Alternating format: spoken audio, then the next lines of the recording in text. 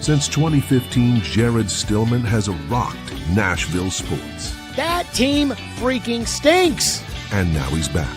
The takes are hotter than ever. I mean, let's be honest, he just can't coach.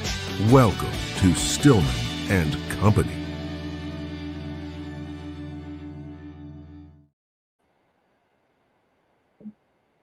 Stillman and Company on the 440 Sports Network here. We are also, of course, streaming live on the Stillman and Company YouTube page at Stillman and Co. on YouTube. Get in here right now. Breaking news.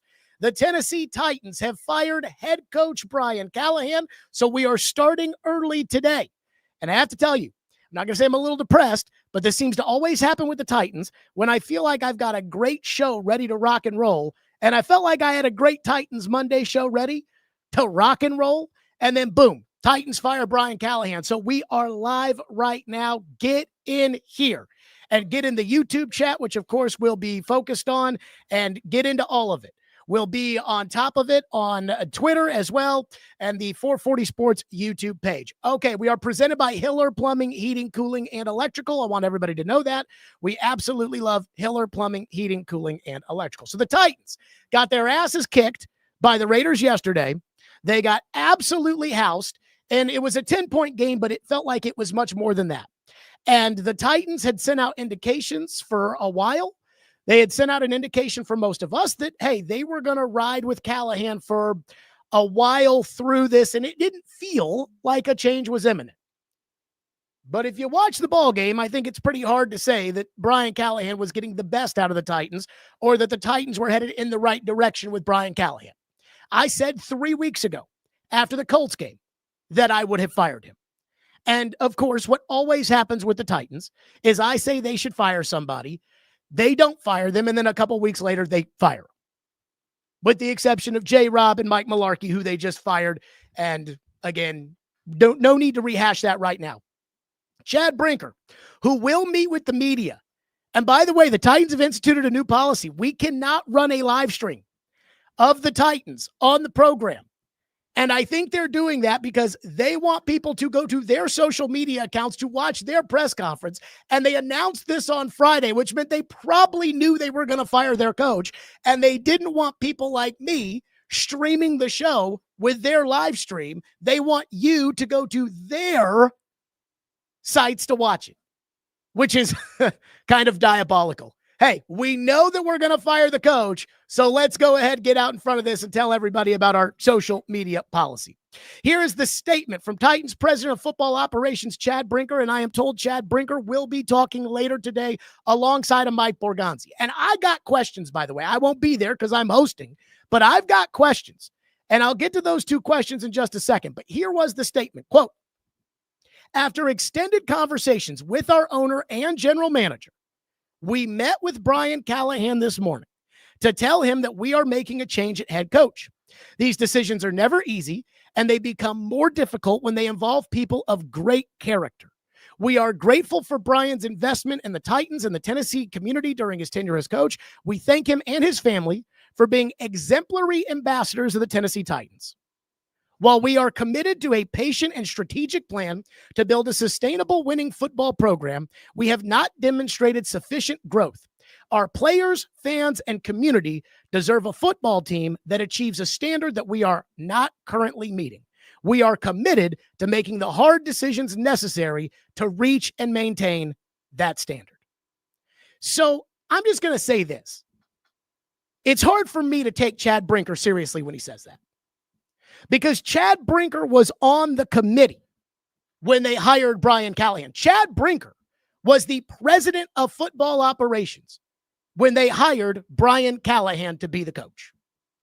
Again, you may not like that. They may not like that because they'll say, well, Rand was in charge and it was a collaborative process and Chad wasn't technically. He was the president of football operations when Brian Callahan was hired as a head coach. And he said nothing but good things about Brian Callahan. And he said nothing but good things about Brian Callahan at the beginning of training camp, where he pumped up the Pee Wee program and said Callahan was doing a great job. And I said at the time, okay, If Brinker and Borgonzi are going to pull their pants down right there for Callahan at the beginning of training camp, they better be right about Callahan. And that goes back to what I said about Brinker, and this is why I'm fascinated about the Brinker press conference that we're not allowed to air. But I am fascinated. I guess the Titans need more money. I am fascinated because when it comes to Chad Brinker, he's a part of all of this. He was here when they drafted the guard with the 11th overall pick. He was here when they drafted J.C. Latham ahead of Brock Bowers to play left tackle, only to have to flip him over to right tackle. He was here when they put this terrible team together and when they put this plan in place for the young quarterback, which, again, somebody needs to explain to me the plan. And yet now Chad Brinker's the one who's saying, okay, fans, we need you to understand it's going to take time. We're committed to building a winner here, but we just fired the coach. The coach I helped hire. The coach whose tires I pumped before the season. We just fired him, but trust me, fans, trust me. And here is my reading of the situation, which is usually right when it comes to the Titans. Let me tell you what is not right when it comes to the Titans. What is not right when it comes to the Tennessee Titans is what they say and what they tell people. That is not the truth. What usually is right is my gut feeling about why the Titans did what they did. So I'm going to tell you why I think they fired Callahan today, even though they were telling people Callahan was safe for a little while. After they got their asses kicked 2 weeks ago by the Texans. We all thought, hey, Houston week, you go down there, you get shut out by the Texans. That's when Amy's going to pull the trigger. And Kaharski put out that he was hearing that there was not any imminent news coming, i.e. Callahan remains the coach. And I said, Kaharski is not putting that out there because the last thing Kaharski wants is to put out there they're not changing the coach, and then the Titans turn around and change the coach, and then he looks like a dope. He's not going to do that. So I said, he's not putting that out there if he's not getting that from Burke Nihill or Chad Brinker directly. Kaharski then said later that week he didn't think the Titans were going to be making a change for some time. And now the Titans are making a change. That was 2 weeks ago that Paul said it was going to be a while before they made a change. And I am not blaming the messenger here. Like, I am not saying that is Kaharski that was doing that. I am saying that I think the reason the Titans told Paul we're not going to change the coach here anytime soon is because I think the Titans, Brinker, was committed to keeping the coach there as long as possible so all of the blame could be pointed at the coach. And I think, as is the case with the Titans when they make decisions, Amy gets emotional, Amy gets irrational. Not that I think this was an irrational decision to fire Callahan, but Amy gets emotional, Amy gets irrational, and says, fire him. And so after yesterday, I think Amy said, fire him. And now the entire week is going to be about how bad Mike Vrabel's replacement was. And here comes Mike Vrabel. And if Mike Vrabel comes to town and wins this game, they should give him a Gatorade bath. Because the vindication Mike Vrabel will feel if they win this game will be through the roof. Again, I'm not against the decision to change Vrabel as the coach. I am basically against every other decision that the Titans have made. But that is the story. That is what Chad Brinker put out there. And again, I don't think Brinker wanted to fire Callahan because I think Brinker is great at managing his status in the organization. I don't think he's a good talent evaluator because they haven't made a lot of breakthrough decisions since he's been here.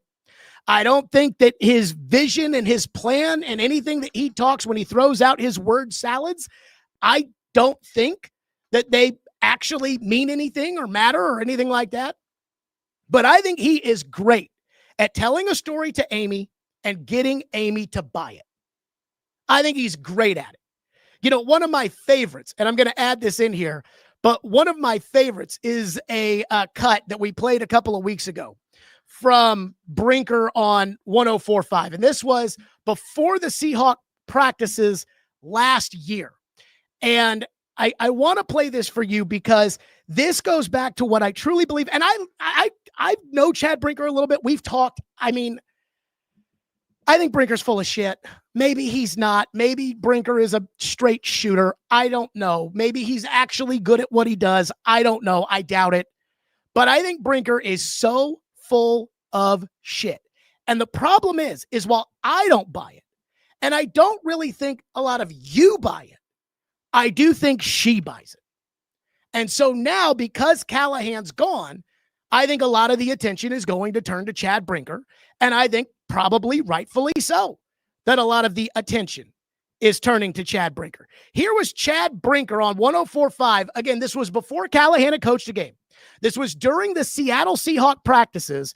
And they essentially asked Chad Brinker, what do you do? Here's what Chad Brinker said. Maybe where your combination of playing the game and being a scout has really benefited you in now this type of role. Yeah, I think I'll say this. You know, I'm here to bring the entire football staff together and to make sure everybody has what they need to succeed in their role. And I have a job where I get to wake up every single day and help people succeed and help this team succeed. Now, with that being said, when I sat down with Amy at the beginning of this new structure and just listened to her describe and talk about what her vision is for this football team and for this organization, there were really three themes that I kind of heard her say. And those were, she wanted clarity in structure. She wanted consistency in performance. And she wanted stability in her organization. And if you look at the great organizations over the last 20 to 30 years in the National Football League, they are the most stable franchises. So, I've been tasked with kind of helping build out that strategy and working with Rand Carthon and working with Brian Callahan. You know, the way this structure is set up, it's this league and is just getting the business is getting multifaceted. It is complex. When I first got in this league, there was maybe 18 coaches. Now on average, there's 30. There wasn't an analytics department when I started. Now everybody has one. When it comes to even the software and the football information systems, I mean, that was done by the IT department or you outsourced it. Now we have this stuff in-house.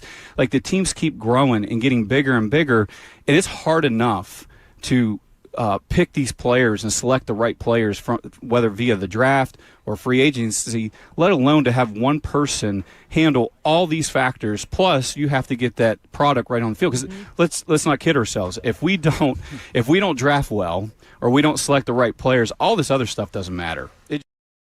Okay. So right then and there, Chad Brinker said a bunch of stuff about, hey, my job is to craft a strategy with Rand Carthon and Brian Callahan that's going to make the Titans great and make us better and make us. And let me say, do you really buy it?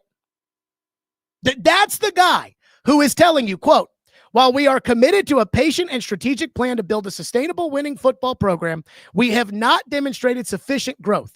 Our players, fans, and community deserve a football team that achieves a standard that we are not currently meeting. And we are committed to making the hard decisions necessary to reach and maintain that standard. Firing Callahan's not a hard decision. It's only hard for Brinker because he now becomes the story. The story becomes Chad Brinker, period. That is the only reason this is a hard decision for him. But this is where we are when it comes to the Titans. This is where we are with this guy who said that 2 years ago about how big the job of GM is. It's too big. Now, the Vegas Raiders have one guy who's the GM. That's John Spytak. And they kicked your ass on Sunday.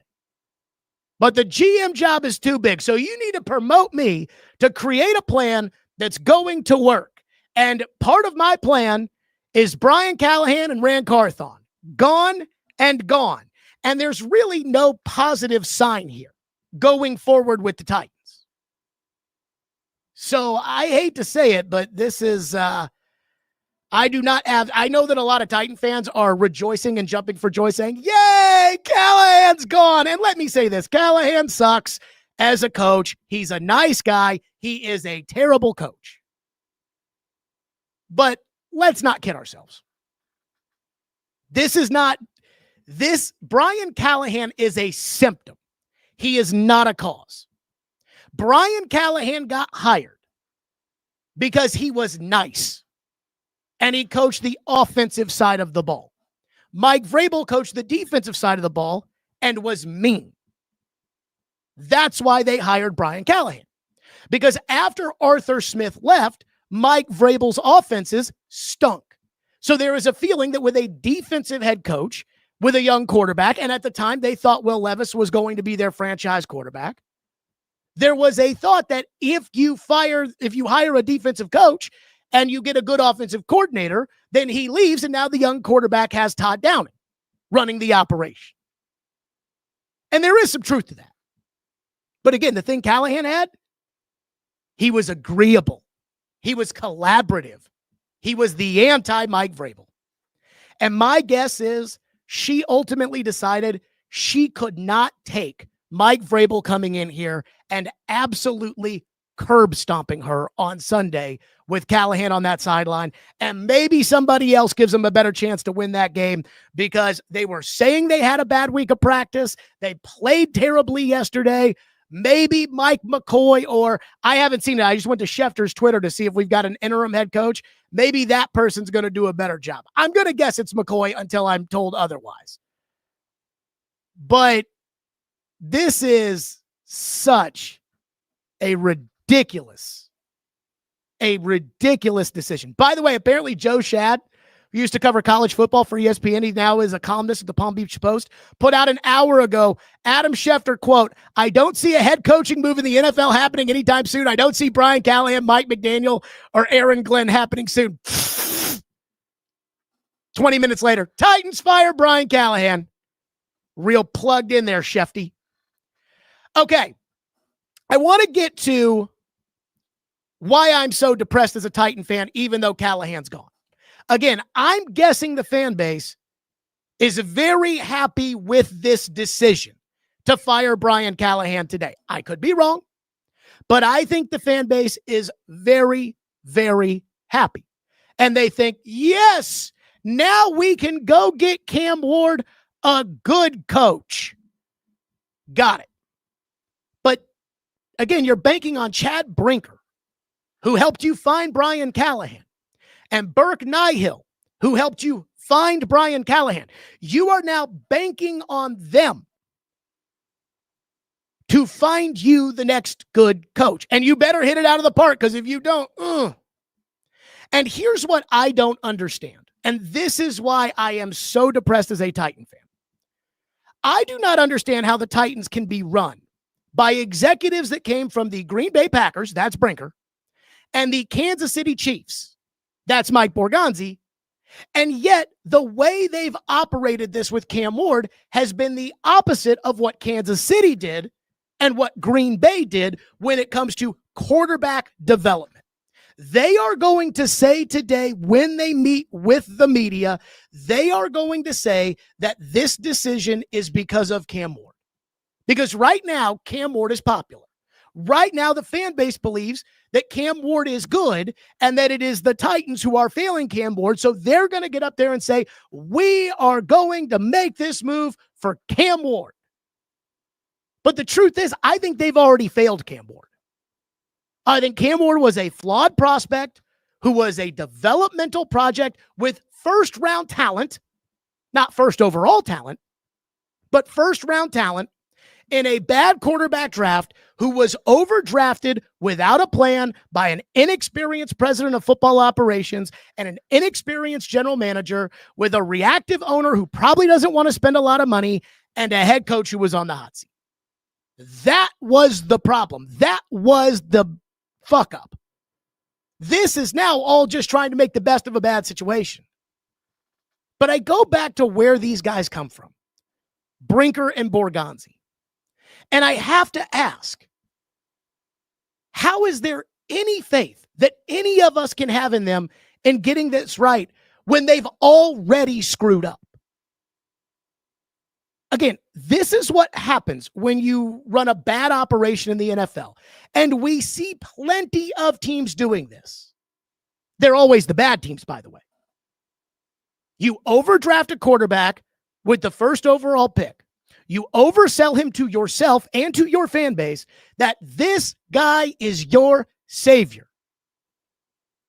You have a new coach who's inexperienced, but is a coordinator that people can say he's a genius, he's a guru, without actually knowing if he can run a team. And then when he fails in the beginning, you blame the coach. Then you get a new coach to save the young quarterback, which is what they're going to say this next coach they're going to hire at the end of this year is going to do for Cam Ward. Then when that doesn't work out, year 3 happens. You either bring in a quarterback to compete with that guy who was taken 1 overall, or you spend a bunch of money in free agency, or you change a coordinator, and then by year 3, it's on the quarterback. And then after year 3, that guy fails. And you move on and you do the same thing over again and you draft another quarterback. That's what happens every time. Every time. That's what they do. That's what the Jets do. That's what the Bears do. That's what the Giants do. That's not what Kansas City did. And that's not what Green Bay did.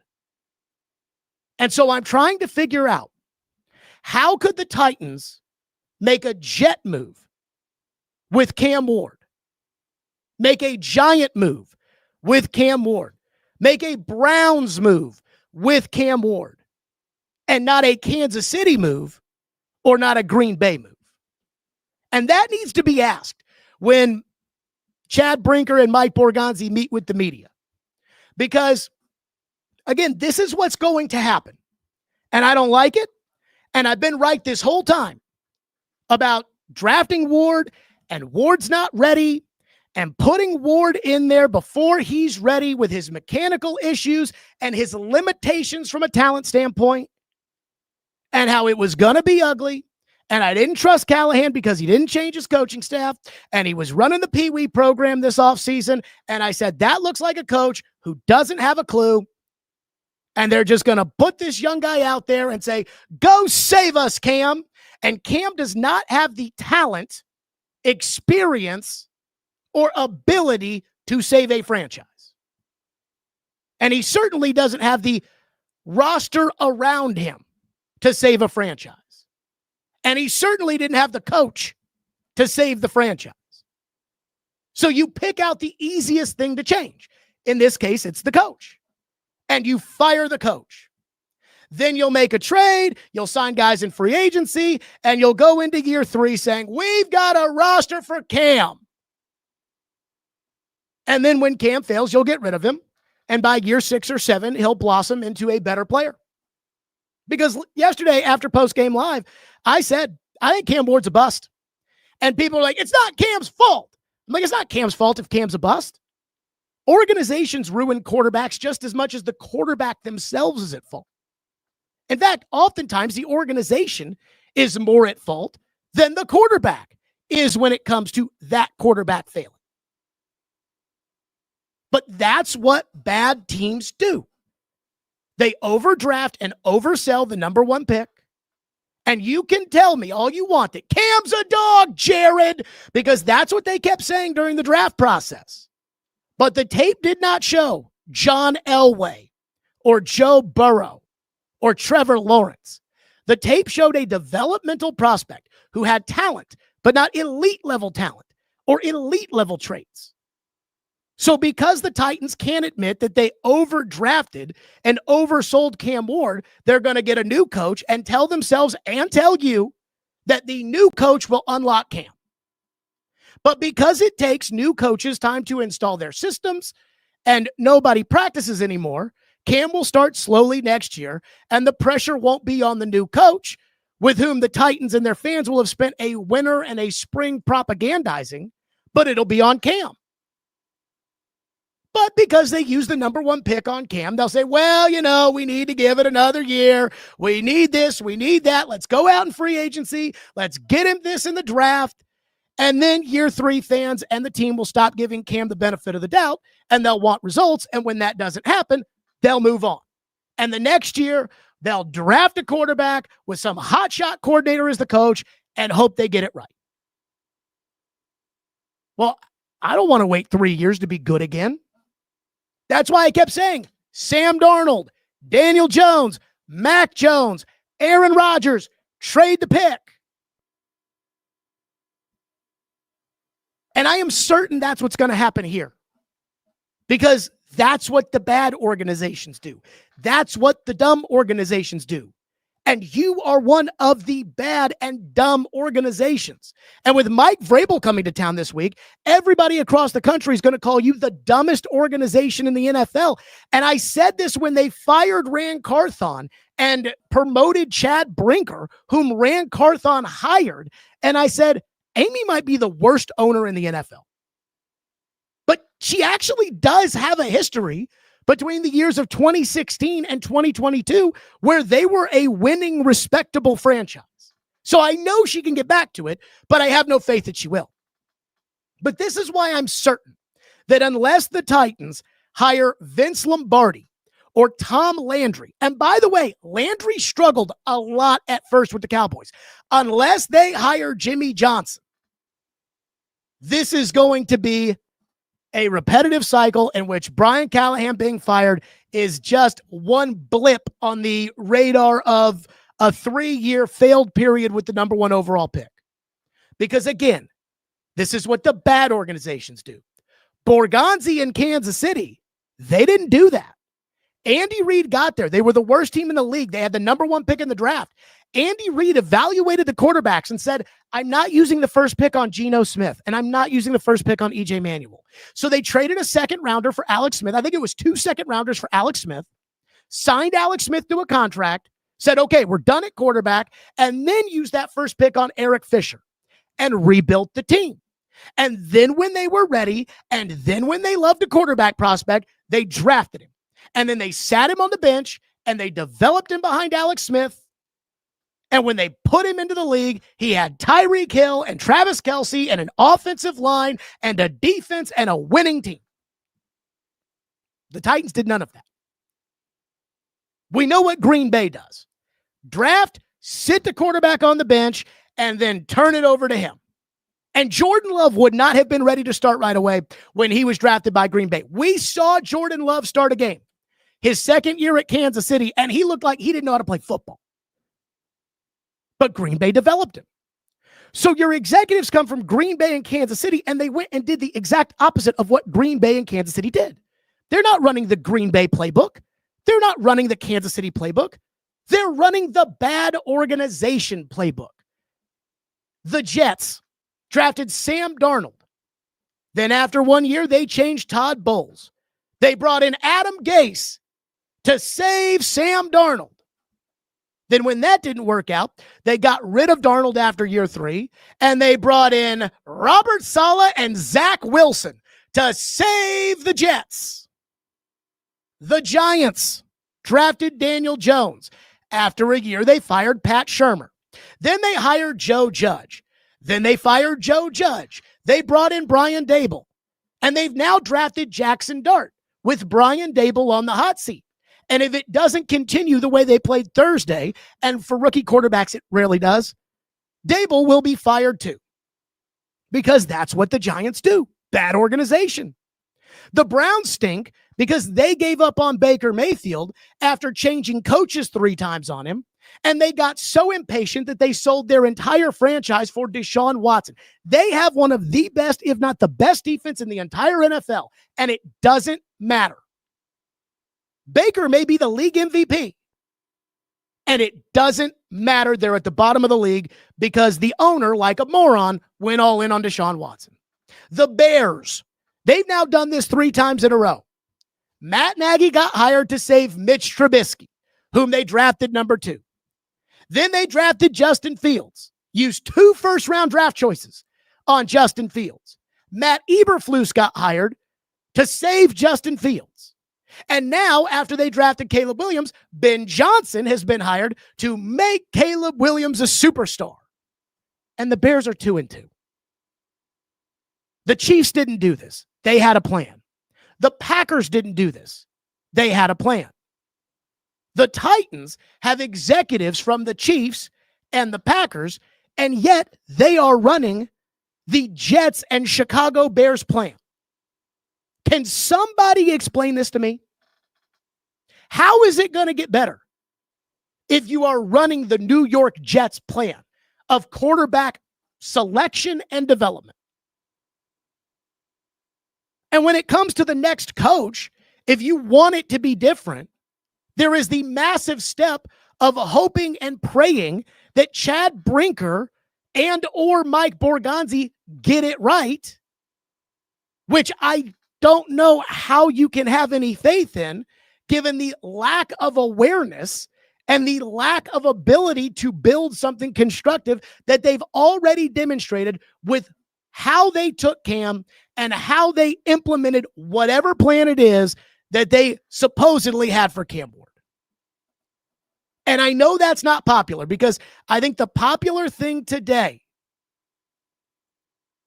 is to sit back and to say, well, that was the problem and we got rid of it. So everybody else might want to wait on the new coach, the experiment. Maybe they want to wait until year 3. But I know what I know. And I know what's what. Cam Ward was a project quarterback coming out. And project quarterbacks are occasionally successful. 3 of the 4 best quarterbacks in the league, Mahomes, Allen, Lamar Jackson, project quarterbacks coming out. Burrow was not. Jalen Hurts, Jordan Love, project quarterbacks. So it does work. But you also get Anthony Richardson when you draft a project quarterback. And in order to make a project quarterback work, like Steve McNair, who was a project quarterback, you have to have a plan in place. The Titans don't have plans in place. That's why, after saying we are committed to a patient approach, they fired the coach 6 games into the season.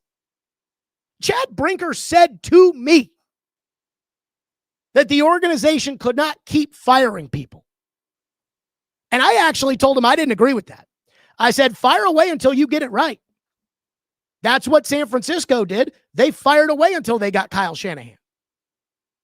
But here they are firing somebody today, hoping and praying that what happens to the Jets, what happens to the Bears, what happens to the Browns, what happens to the Giants won't happen to them.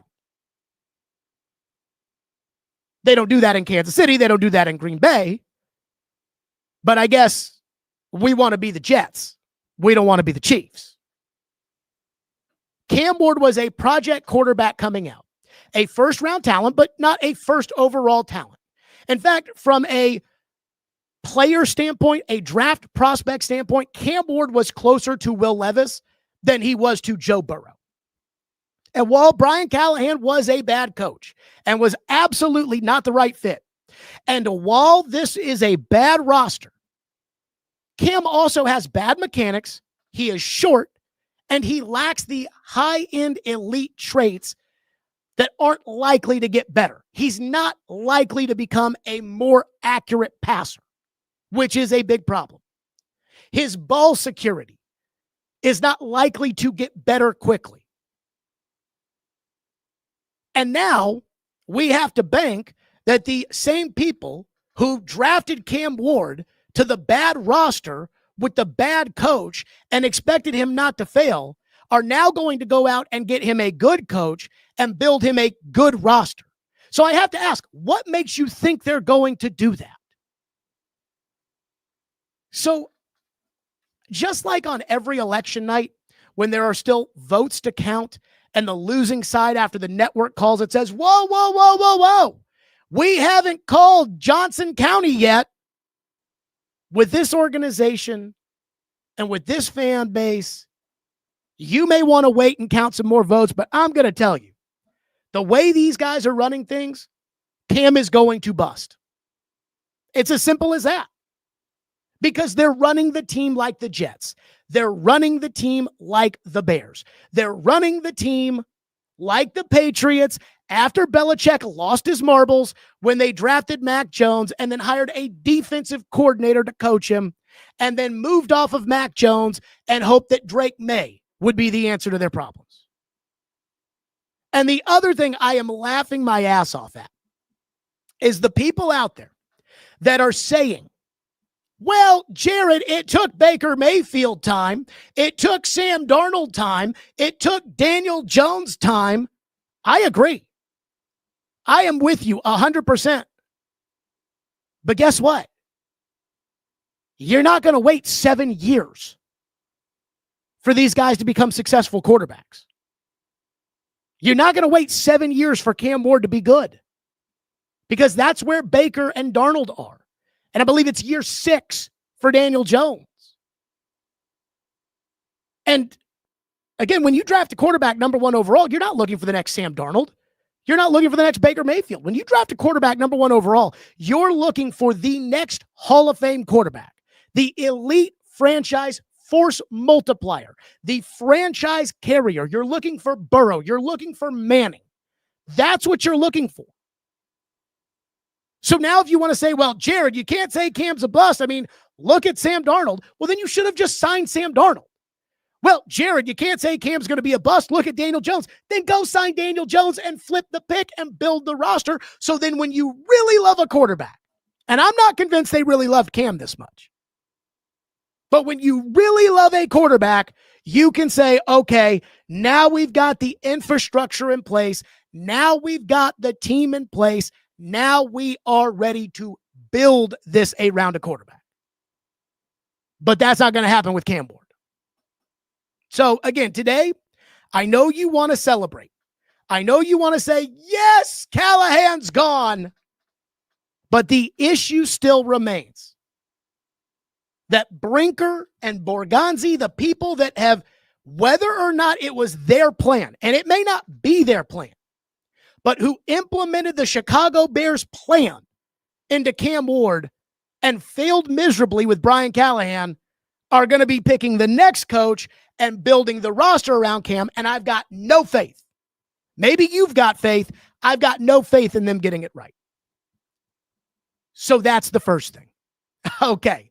Let's talk about Hiller Plumbing, Heating, Cooling, and Electrical for just a second. I love Hiller Plumbing, Heating, Cooling, and Electrical. They take great care of my home. They can do the exact same for you. Hiller has been in business since 1990. They are family-owned and operated, and they've got 100% satisfaction. If happy, you'll be here. The service is free.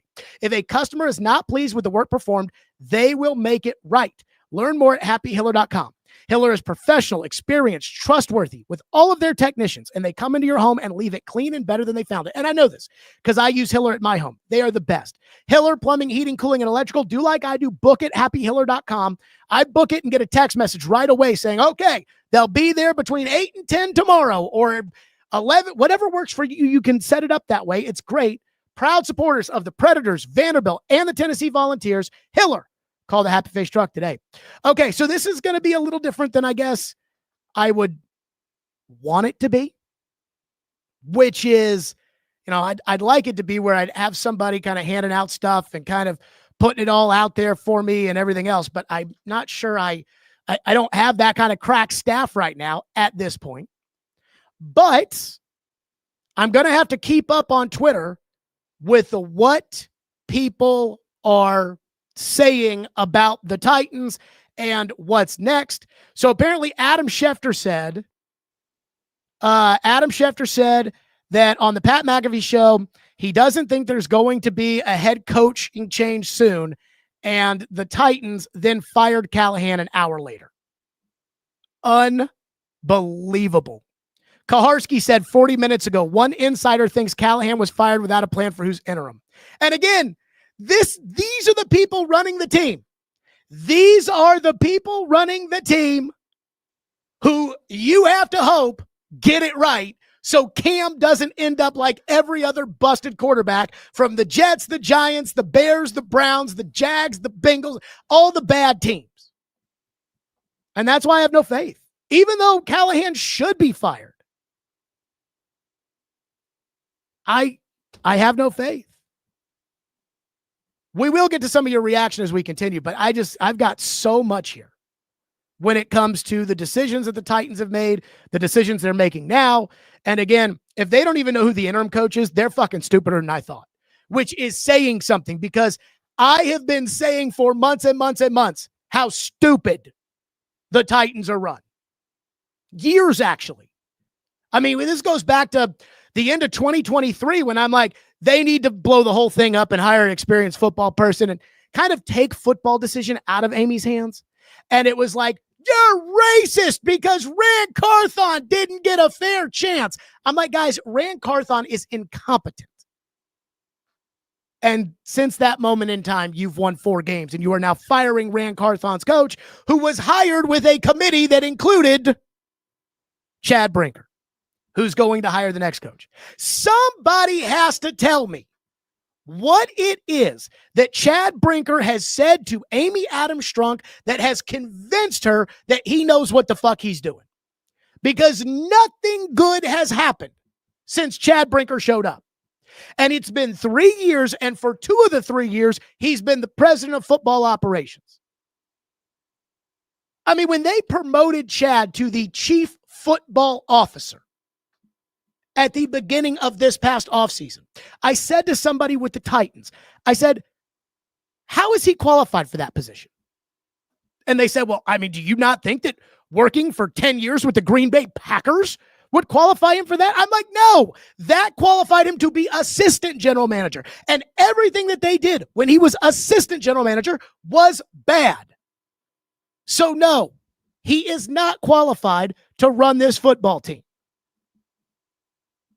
So give me a break. Unbelievable. There is going to be a lot of talk about who the next coach is. Again, I'm more worried about who's making the decision on who to make the next coach. And then there's an issue I have, which is, do we really believe when it comes to this organization, do we really believe that Amy is putting her best foot forward financially to build this team a winner? Just send a tweet out here. Multitasking here on the live stream. But I have to ask, do we really trust that Amy Adams Strunk knows? Do we really trust that she knows what she's doing? Of course not. Do we trust that she is putting her best foot forward financially? I asked this question yesterday on Post Game Live. And again, when there is a Brinker press conference and a Borgonzi press conference, which I believe there will be a Brinker and a Borgonzi press conference.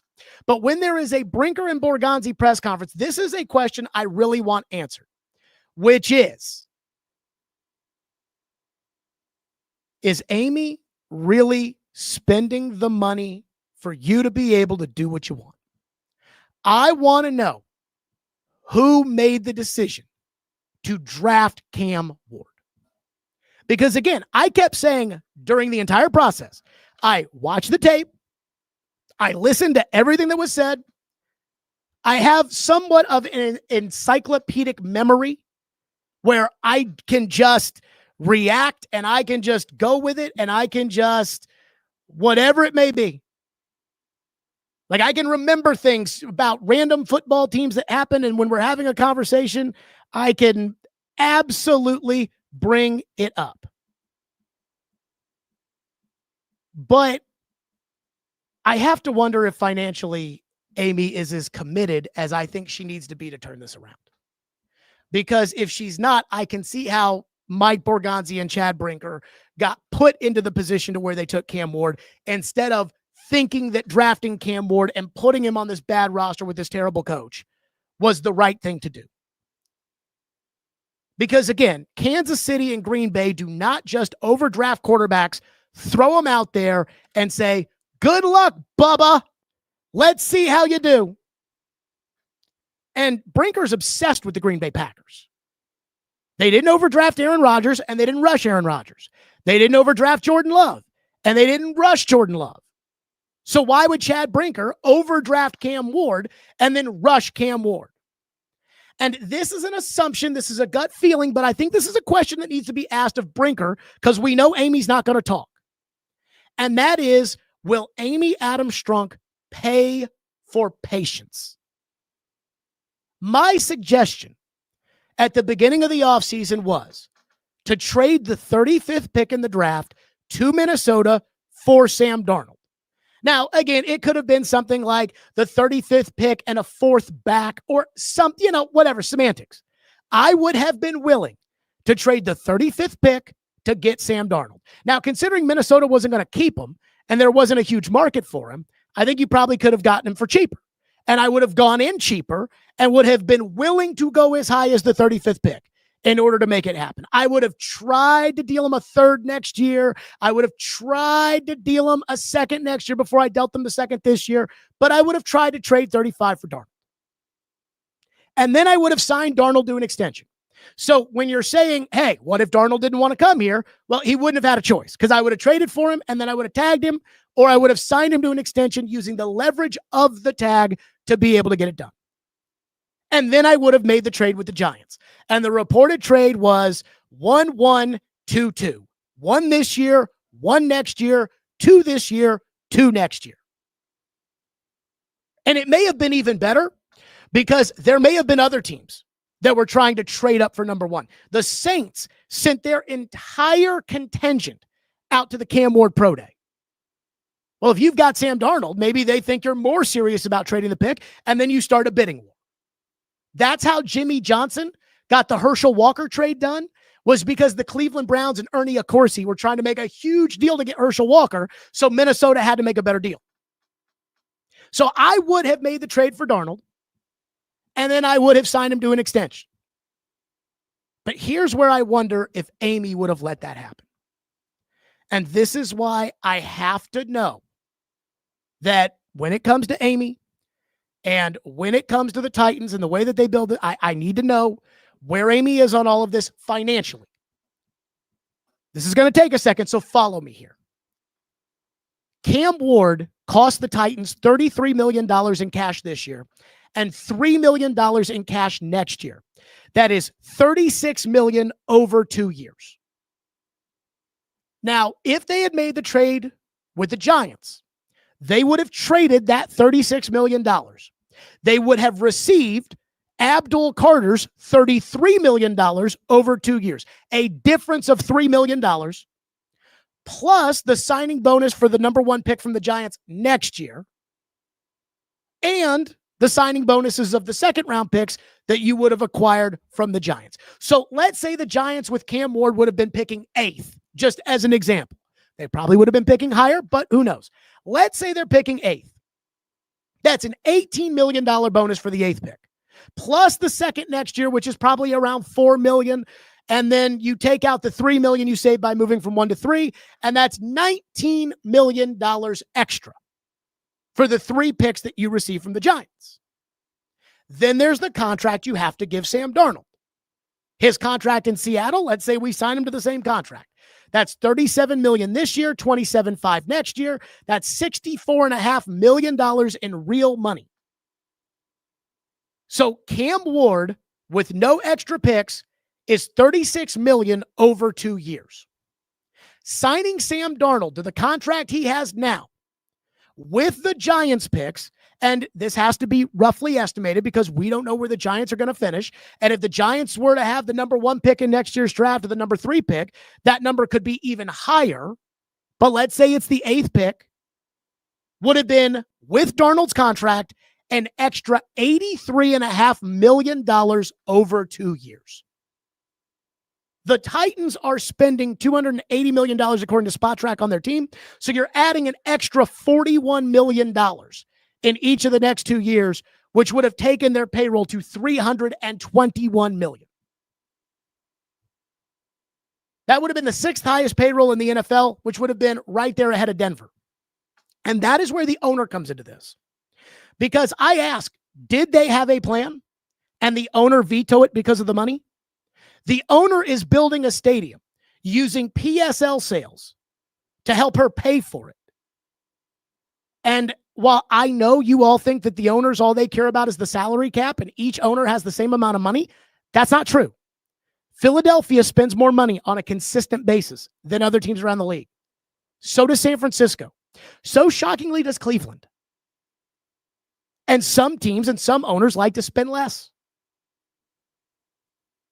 So when it comes to the owner investing in the team, If you're Chad Brinker or Mike Borgonzi, and I'm not trying to give them a pass, but I'm throwing this out there as a possibility.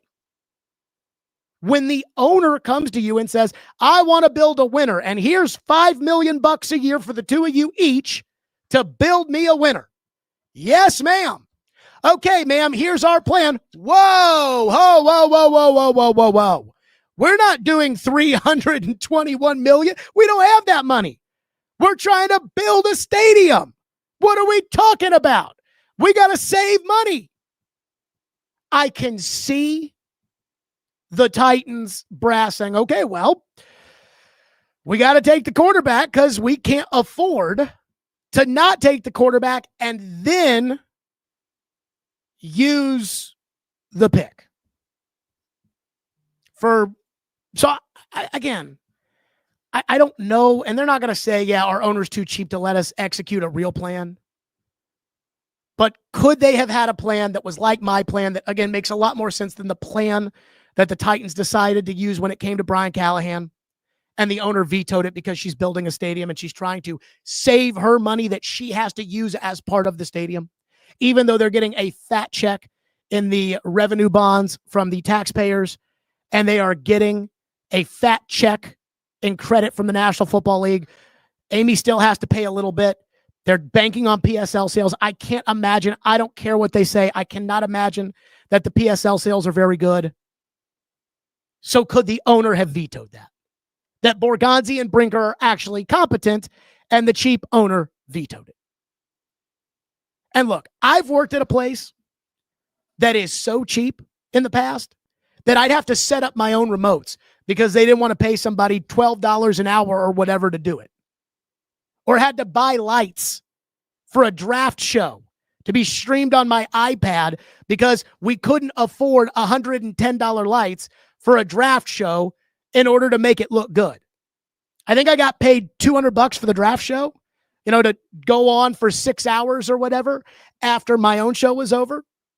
And I bought brand new lights so that we could use them because I was told we couldn't afford $110 lights. And now that I've learned more about the digital space and where you can make money, I am actually a little shocked that we as an organization were that cheap. And I guess maybe they still are. I don't know. That's their business. But when the owner decides that's what it's going to be, I've learned it kind of is what it is. And I got to say that I'm enamored with who made the call on Cam Ward, because I do wonder, is it Amy saying, here's the budget, and Brinker and Borgonzi saying, well, we can't afford a veteran quarterback and the extra contract that comes with the picks that we're making a trade with, because I could see Amy, while building a new stadium, saying, hey, I want you to figure it out. Let's be frugal with the budget until we get into the new stadium. Because if Amy is going to be too cheap to let the football executives do their job, then everything else about who Brinker wants to bring in and how much of what Borgonzi wants to do and how much is this in order to, all of that's moot. Every last bit of it. So I hear you when it comes to where the Titans are. And look, Callahan got fired today. Again, that's the big breaking news. Brian Callahan got fired. I've been told that there will be a press conference. I do not know when it is going to be. Chad Brinker and supposedly Mike Borgonzi. We are not allowed to live stream it because the Titans want you to watch their press conference on their YouTube page because, again, I guess the Titans need the money. I don't know. Talk about majoring in the minors. They're trying to scrounge up the cash so they can sign a quarterback. I mean, they're so cheap over there with the Titans, they didn't even sign a real backup quarterback. Like, they didn't sign Mac Jones. And I can tell you, I have very strong knowledge that Mac Jones's camp wanted to play for the Tennessee Titans. That they called the Titans and said, would you be interested in Mac Jones? And that the Titans said, no, thank you. We're good with Brandon Allen, whom they're paying the league minimum to. And you may say that Amy's not cheap. You may be right. Again, I don't know. I'm just saying, when it comes to Amy, I could see it. And you may say she's not cheap because you would say, well, she's firing everybody all the time, and then she has to pay off those contracts. First of all, coaches and general managers do not make what quarterbacks make, and it's not even close. Secondly, that's because when you go cheap on the front end, you always end up paying for it on the back end. The camera that we shoot this show with, again, I go back to my old employer. Watch the streams. It's people with laptops and like the laptop camera, and that's how they stream it. And I've got a $1,200 camera that I use for my stream. That's why it looks better, because you got to pay more on the front end. And I'm wondering if Amy is willing to do that. So I know the Titans had a 2:30 press conference. That was Callahan's 2:30 press conference. The press conference with Brinker and Borgonzi, I'm told, will be had. I don't know when the Brinker and or Borgonzi press conference will happen. Thank you for joining Stillman and Company. If you are just joining us here on the program, we are on the 440 Sports Network. Like and subscribe, because, again, we pretty much talk Titans every single day. And the other thing that's great about the digital space, if I was at my old job, what would I be doing right now? Because the Predators are playing hockey. Instead, Brian Callahan got fired. I saw the tweet. My phone started blowing up, and I basically said, see ya, we're going live. Let's go. We're live at 2 o'clock every day, but we've been live for the last 56 minutes because this digital space allows us to do this. What a freaking train wreck. So, again, when it comes to the Titans, I know you're happy Callahan got fired. My question is, with Callahan out, could it be that Brinker and Borgonzi get it right and Amy spends the money to allow them to get it right? Is that a possibility? Or is it probably more likely that they're going to screw it up? So we'll continue there. Again, the breaking news, the Titans have fired Brian Callahan. Their 2:30 press conference for Brian Callahan has been canceled. And let me say this. I want to get this out there. The Titans put this in their statement at the very beginning. Brian Callahan is one of the nicest people you'll ever meet in your entire life. And I mean that. And again, when it comes to football, we want to watch the Titans win. We don't care if the coach is nice. We enjoyed it when they won with the last coach who's an a-hole. So we ultimately don't care if the coach is nice. And I believe that, again, the biggest reason Callahan got the job was he was an offensive coordinator who was agreeable, and the Titans were looking for that collaborative process. And so they found a coach who's so nice that he'll go along to get along. And remember when everybody said after Callahan got in there, guys can be themselves. The old coaches, they didn't let us be ourselves. Callahan, they let us be ourselves. And that's great. But that doesn't necessarily win in the NFL. And yet, I do think it's worth recognizing that Callahan was that good of a dude. And I'm very hard on teams, as you know, very hard on the Titans. And Callahan, I don't know if he took it personally. It's not like we had much of a relationship. We knew each other. I respected Callahan as a guy. I did not respect him as a football coach. I thought he did not hold people accountable. I thought he overestimated his ability, which is typical of young coaches. I can coach them, and I guess in the case of Bill Belichick, typical of old coaches too. But I felt like he was too loyal to his coaching staff. I just thought he was a bad coach. And I have a lot of respect for Callahan, the guy. And I know today that I'm sure a lot of people don't care. And as a fan, I don't really care either. I just want it known that Callahan was a good dude and that I did appreciate the guy that he was, even though it doesn't really make a difference. Okay, Jonathan Hutton is going to pop on with us here in just a little bit. We'll get his reaction, and we'll get his reaction to the Callahan firing and where they go from here. Again, I put out a board a couple of months ago or a month ago or whatever when I knew that the Titans were going to fire Brian Callahan. I think it was after week 2.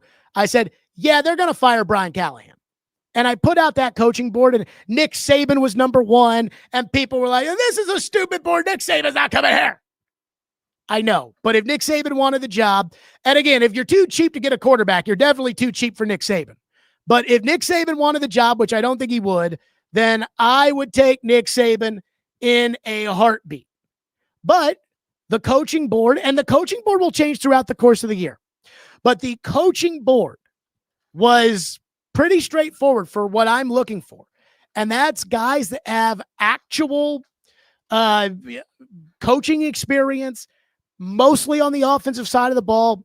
You're kind of stuck at this point with probably needing an offensive coach because you did overdraft with the number 1 pick. So I'm just saying, like, that was the board. And the board as of September 16th, so 1 month ago, I put out the coaching board. And this is kind of my who's next, right? Saban was number 1. Matt Nagy was number 2. The offensive coordinator in Kansas City. Nagy, 34-31 as a head coach of the Bears, had 2 playoff appearances with fucking Mitch Trubisky as their quarterback.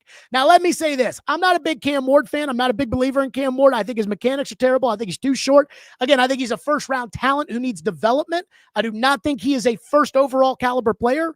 He's better than Mitch Trubisky. So if you can make the playoffs with Mitch Trubisky as your quarterback and you can be coach of the year, and you've got that system with Mahomes in Kansas City, Matt Nagy, I think, makes some sense. He also had Vic Fangio as his defensive coordinator, Chuck Pagano in Chicago, which means he'll hire a DC who you can just lease that side of the ball to and say, okay, you focus on offense.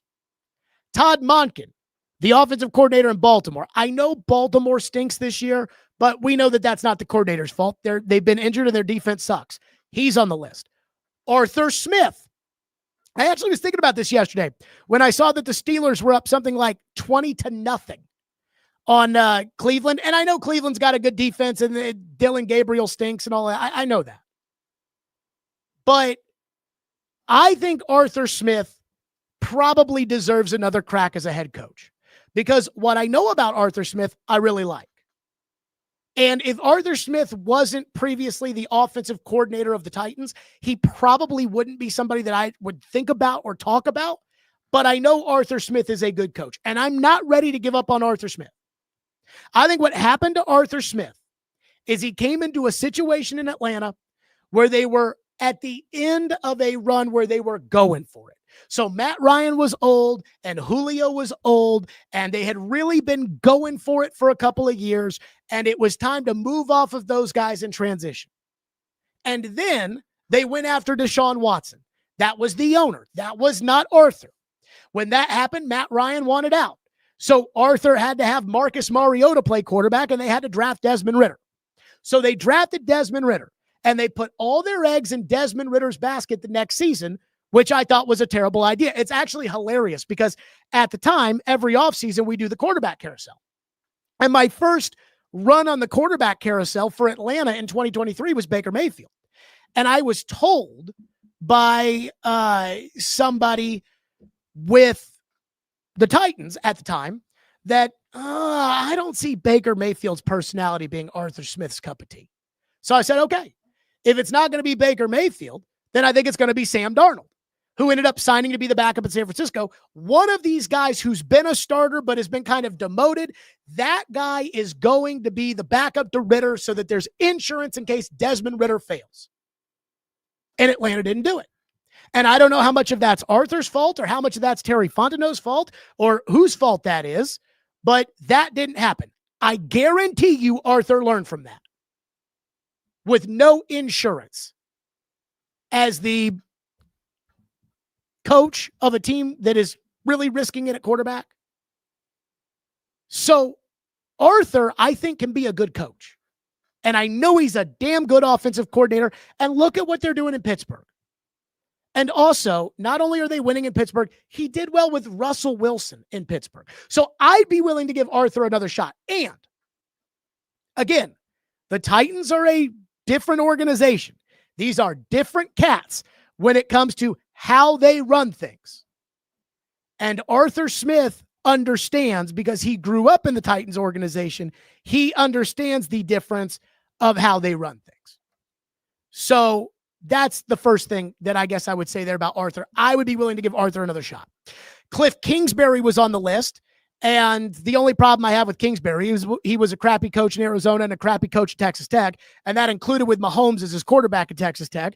But they are doing well when it comes into Washington with Jaden Daniels. And Kingsbury is part of that kind of new wave of offensive gurus. So maybe second crack at it, he would be successful. Mike McCarthy is a name that has been mentioned a lot. You know, I've heard a lot of people say this about Mike McCarthy, but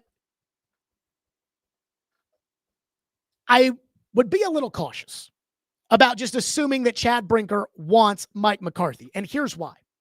When I was at the Super Bowl, Chad Brinker had been promoted into the Zara football operations position. And I said to Mike Florio at Pro Football Talk, I said, would it make sense to think that with Brinker in charge, Brian Callahan is just keeping the seat warm until next year when they can go hire Mike McCarthy? Because Brinker's a Packer and McCarthy was a Packer and they know each other. And Florio looked at me with a smile. And I don't know if Florio was just saying this or he was saying this. But Florio said, you know, a lot of people assume that when you work with somebody, that what you want is that person in your next stop to go with you.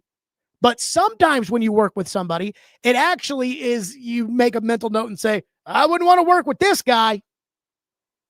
And that's what Florio said in response to the idea of Mike McCarthy running the Titans. And he did it with a smile. So I don't know if Brinker is in love with McCarthy, but McCarthy was 174, 112, and 2 as an NFL head coach, and he did win a Super Bowl, and he's been to the playoffs 12 times. And again, he's worked in unique circumstances. Green Bay, ownership, very unique. Dallas, ownership, very unique. So that was kind of the first installment of the Jared Stillman coaching big board. I would consider Clark Lee at Vanderbilt to replace Brian Callahan because Clark is a smart guy as a college coach, but he wouldn't be one of my top choices.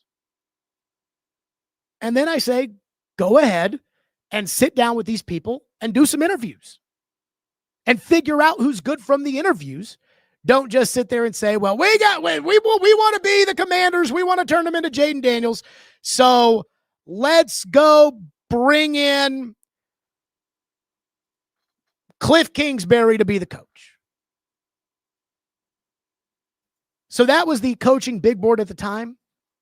But again, I think there are a couple of things at play when it comes to deciding whether or not you want to bring in a certain coach or whether or not that certain coach would want you. And I think one of those things is the owner willing to spend?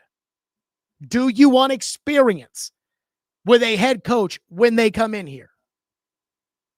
Do you want that young and upcoming coordinator? Because when you hire the young upcoming coordinator, it could be Sean McVay, it could be Kyle Shanahan, it could be Brian Callahan.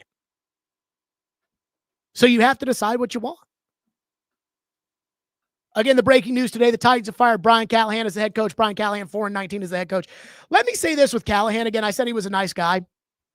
I don't think there's anybody today that is struggling to understand why Brian Callahan got fired.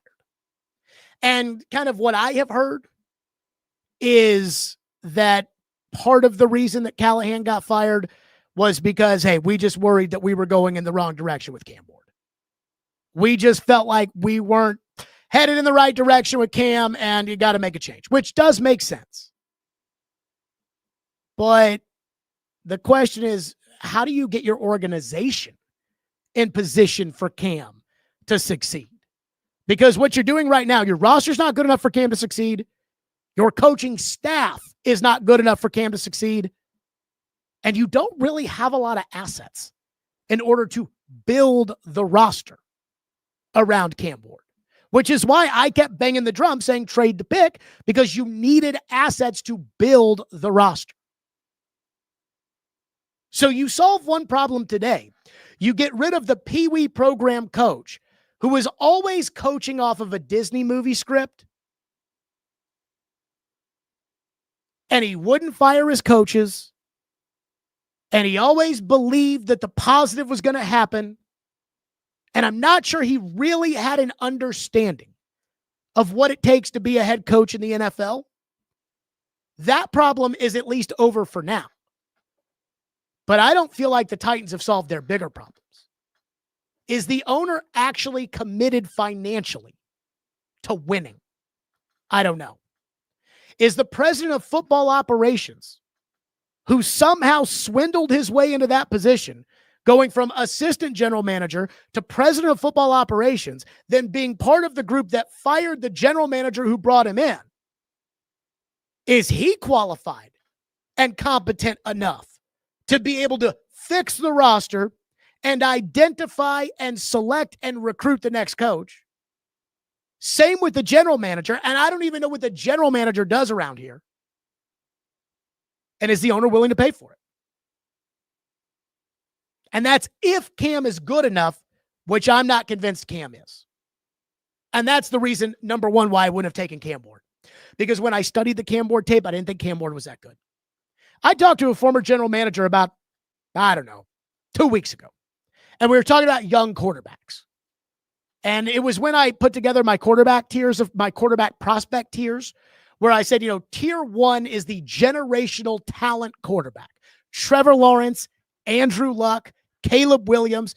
Joe Burrow, to me, doesn't even go to the generational talent category, even though Joe's been awesome. Joe was an elite talent, but he wasn't hyped up like Trevor Lawrence. Joe was an elite talent, along with Drake May, along with Jaden Daniels, where it's like, hey, in most drafts, these guys go number 1. Then there was the good category with Baker and Herbert and even Josh Rosen, guys that, hey, they've played enough college ball. They're probably ready for the pros. They've got good size, good measurables. They throw the ball well enough, and these guys should be able to be good NFL quarterbacks. And then there's the projects where you can get a Mahomes or you can get an Allen or you can get a Steve McNair, but you can also get Anthony Richardson. That's kind of the way that I saw it. And I think Cam was probably more of a project quarterback. And I certainly didn't think he was a generational talent. He certainly wasn't Trevor Lawrence. He certainly wasn't Caleb Williams. He wasn't Burrow, Daniels, Drake May. He wasn't any of those guys as a talent. So I never thought Cam was that good, but I felt like if Cam was going to be good, then there had to be this big system in place in order to get the most out of him. And the Titans just did what everybody else does, which is you draft the quarterback, bad roster, bad coach, bad team. You stick him out there and say, go get him, Johnny. And again, Andrew Luck can live in that world. Peyton Manning can live in that world. Joe Burrow can live in that world. Trevor Lawrence, I'm convinced, hasn't ascended because he can't live in that world. And that was a guy people considered to be a generational talent. Caleb Williams, at this point, has not been able to ascend the Bears' stupidity. Again, I was sitting there at the draft, and the Bears had the 10th pick in last year's draft. They drafted Caleb, and then they had the 10th pick. And I'm sitting there saying, why are they not drafting Brock Bowers? Why are they not drafting an offensive lineman? Why are they not? Well, they got to get Caleb weapons. I'm like, you got DJ Moore.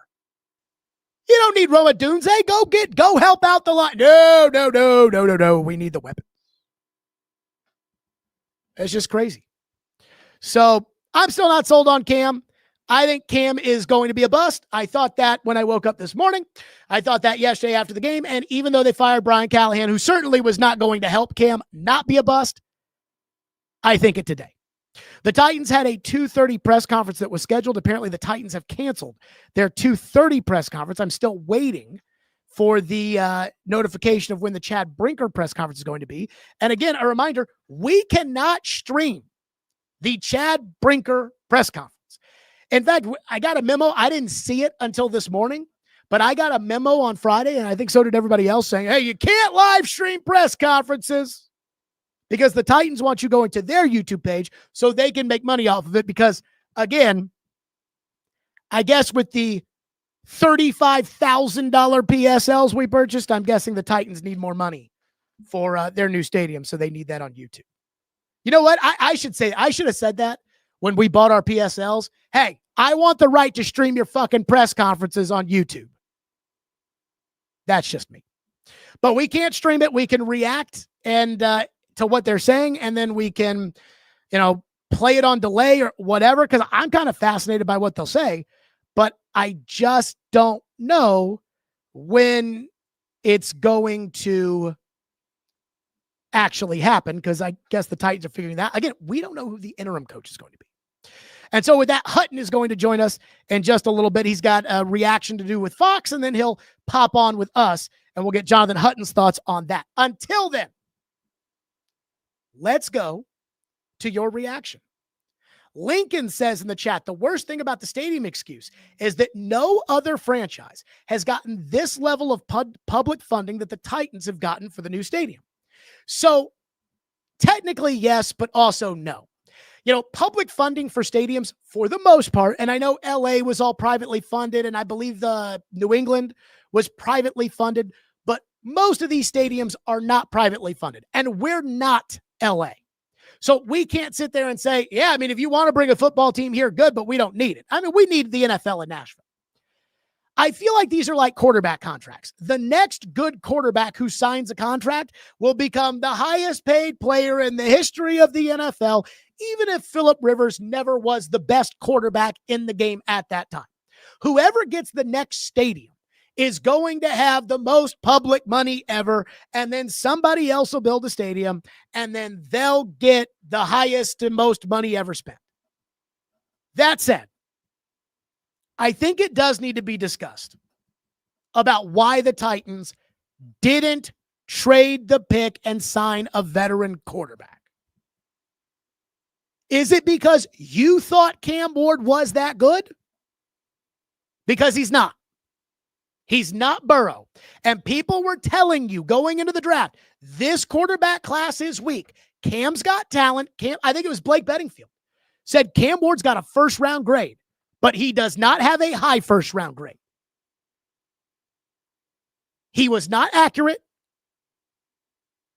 Even in his pro day, in shorts and T-shirts, was missing guys open with no defense. That's a problem when you're putting him on the worst team with a coach on the hot seat. So why did you not go get a veteran quarterback? And then for Borgonzi, when he took the job, he was asked by Pat Kerwin of NFL Network Radio. He was asked straight up, hey, what did you learn from the Mahomes experience in Kansas City? And he said, what I learned was you got to have a plan. Well, it does not look like there's a plan for Cam Ward other than we're going to draft him number one and we're just going to stick him out there and say, go get him, buddy. And I just don't think that works very well. So I agree with you. The stadium thing is weak. If Amy didn't want to spend the extra $80 million over the next couple of years, and that's why you didn't make the trade with the Giants, and that's why you didn't sign Sam Darnold.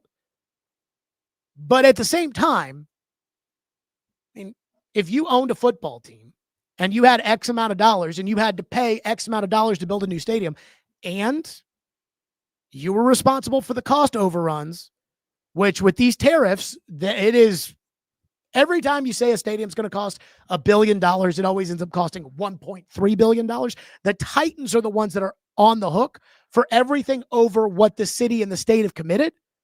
I can see an owner looking at their checking account saying, I don't know. And secondly, I think too, I think the reason the Titans have pumped a bunch of sunshine before the 2024 season with Will Levis at quarterback was because they were trying to sell a bunch of expensive PSLs. And I think, again, they draft Cam Ward and there was excitement. He could be the next Mahomes, Jared. And maybe that helps sell PSLs.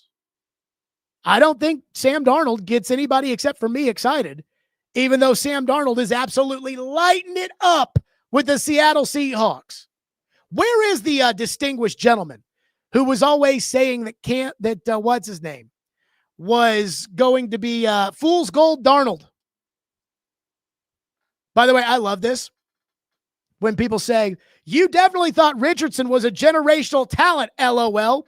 People always talk about Anthony Richardson. And I will say this. I thought Anthony Richardson had the talent as a project quarterback to be an elite superstar. But even if I was totally wrong and he was a bust, because I think the Colts fucked him up, even if I was totally wrong and he was a bust, let me just say, I would have signed Sam Darnold, and I'd have Sam Darnold at quarterback, and I think we'd be doing okay. Okay. Jonathan Hutton joins us now on the program with the breaking news that Brian Callahan has been hired. Hut, let's start right there. Your reaction to the Callahan news. Well, I mean, Jared, I'm not surprised at that the fact that he's fired. I think we all agreed he's getting fired. I just didn't know the timing of it. We never really know with Amy Adams Strunk. And I mean, let's also say this: the statement didn't sound like Chad Brinker either, just the way it read. Hey, I Callahan for everything that he was touted to be, he was the opposite. I mean, that's just the point. I mean, it's just being honest about it. He was brought in to be this quarterback guru. They wanted him calling his own plays. He had to give that up by after week 3 of this season. 3 weeks later, he's gone. The bye week is in the far distance, and I view this as them trying to get ahead of the Vrabel onslaught that's coming, where he's going to go for the jugular. They didn't want to give him the satisfaction of being the reason why he was fired, or being on the back end of that. I think they try to get ahead of it here, and I don't know that to be accurate. That's just my opinion on it, and that's I think that would track with how the organization would think. Okay, so this wanting to get ahead of being embarrassed by Mike Vrabel, isn't it more embarrassing that all week we're going to be talking about how they fired the coach who was brought in to replace Vrabel before they play Vrabel?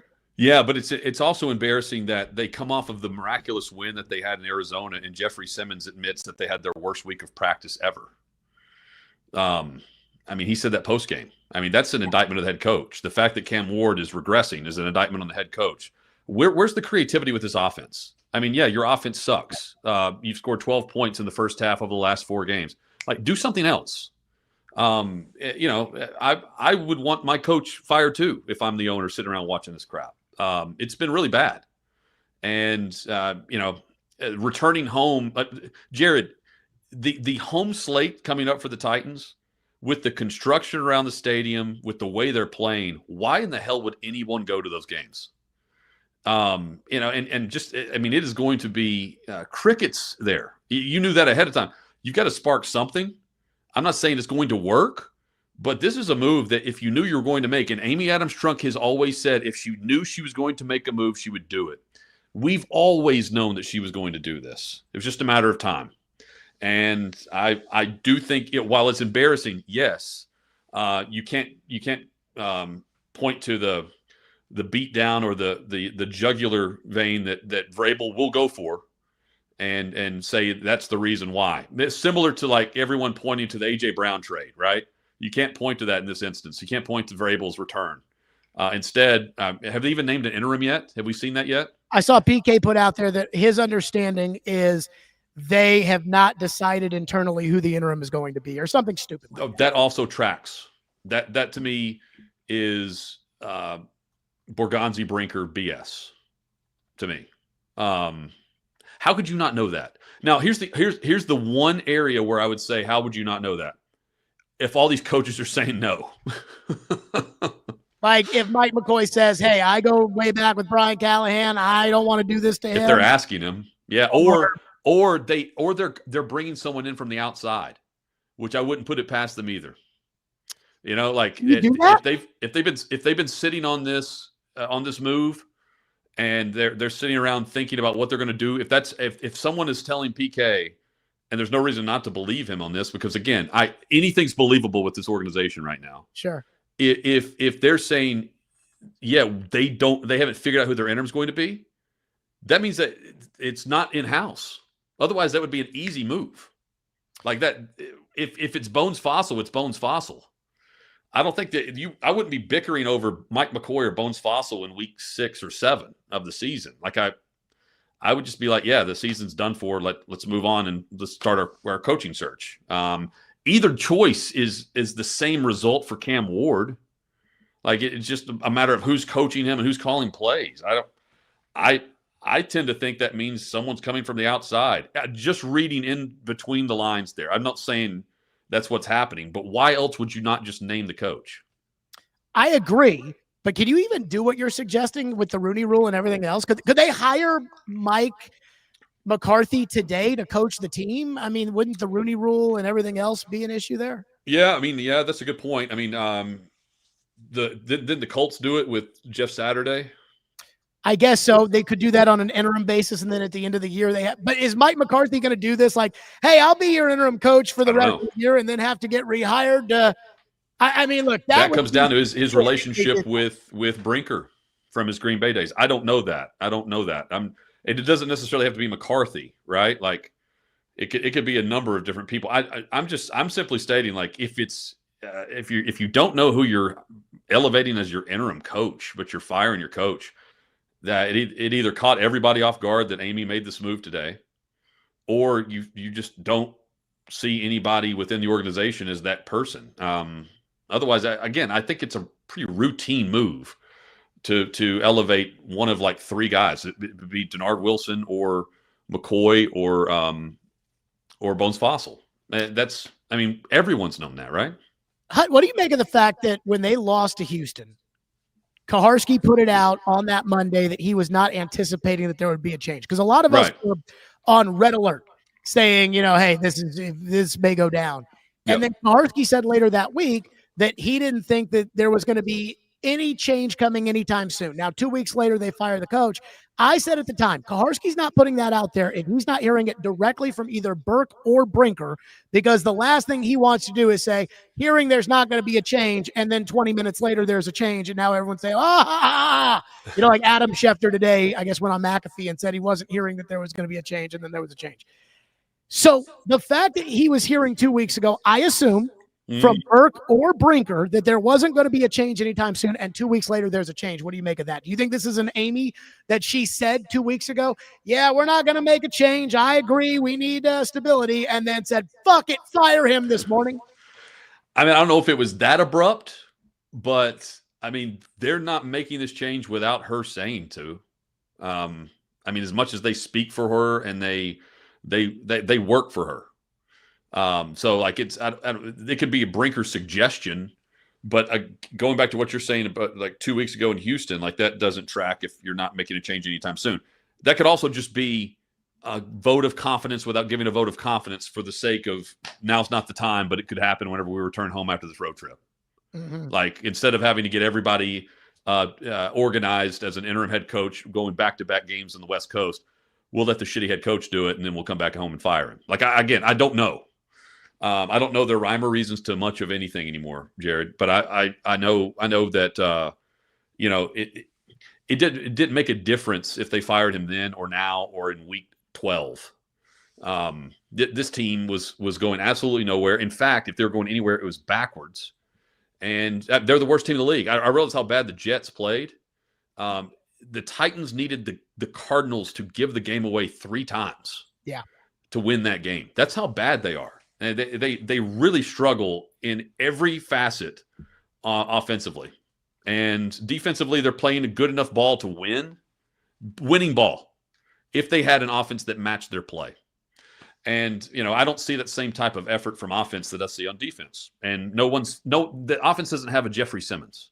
Right. Not everyone's kind of falling in line with him on defense. And on offense, they just, they were looking for Brian Callahan to lead them, and he wasn't doing that.